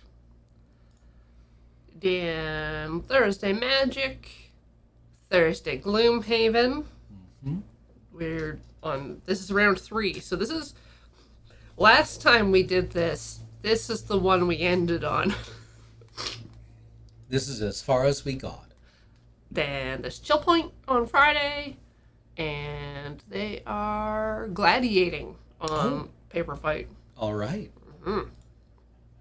Then there's the Tabletop Day stream. Yo. I think there's a list of exactly what we're playing on the Discord. Maybe check that out. All right. And Rhythm Cafe, poppin' music. I assume that's correct. As do I. Yes. Is this your card? More anime. more I understand this card game is impressively animated, voluptuously. lovingly, frottingly. Ugh. Ugh. Oh. Oh. Let's see. I'm going to try. That's not true. That's not true at all. I'm going to try and start. Oh, no, that's not bad. Okay. We're going to use the sub scroll. All right. Whoa. Oh, here, I'm going to put some music up, get it all nice. Yeah, Mr. V-Right. Yeah. 34. Lord Durin, 103 months. Wow, that's a lot of months. Red Saint UK, 53. Oh, hey. KE 6960. Not nice. 48 months. Happy 4-year anniversary.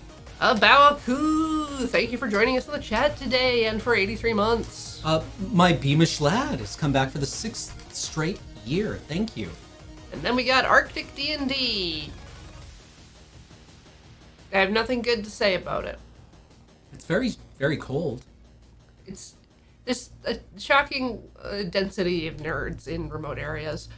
Thank you, Flapjacks of War, for the 100 bits. Much appreciated. Clear. We did it!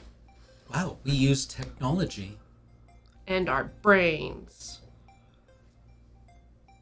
It's still soft here.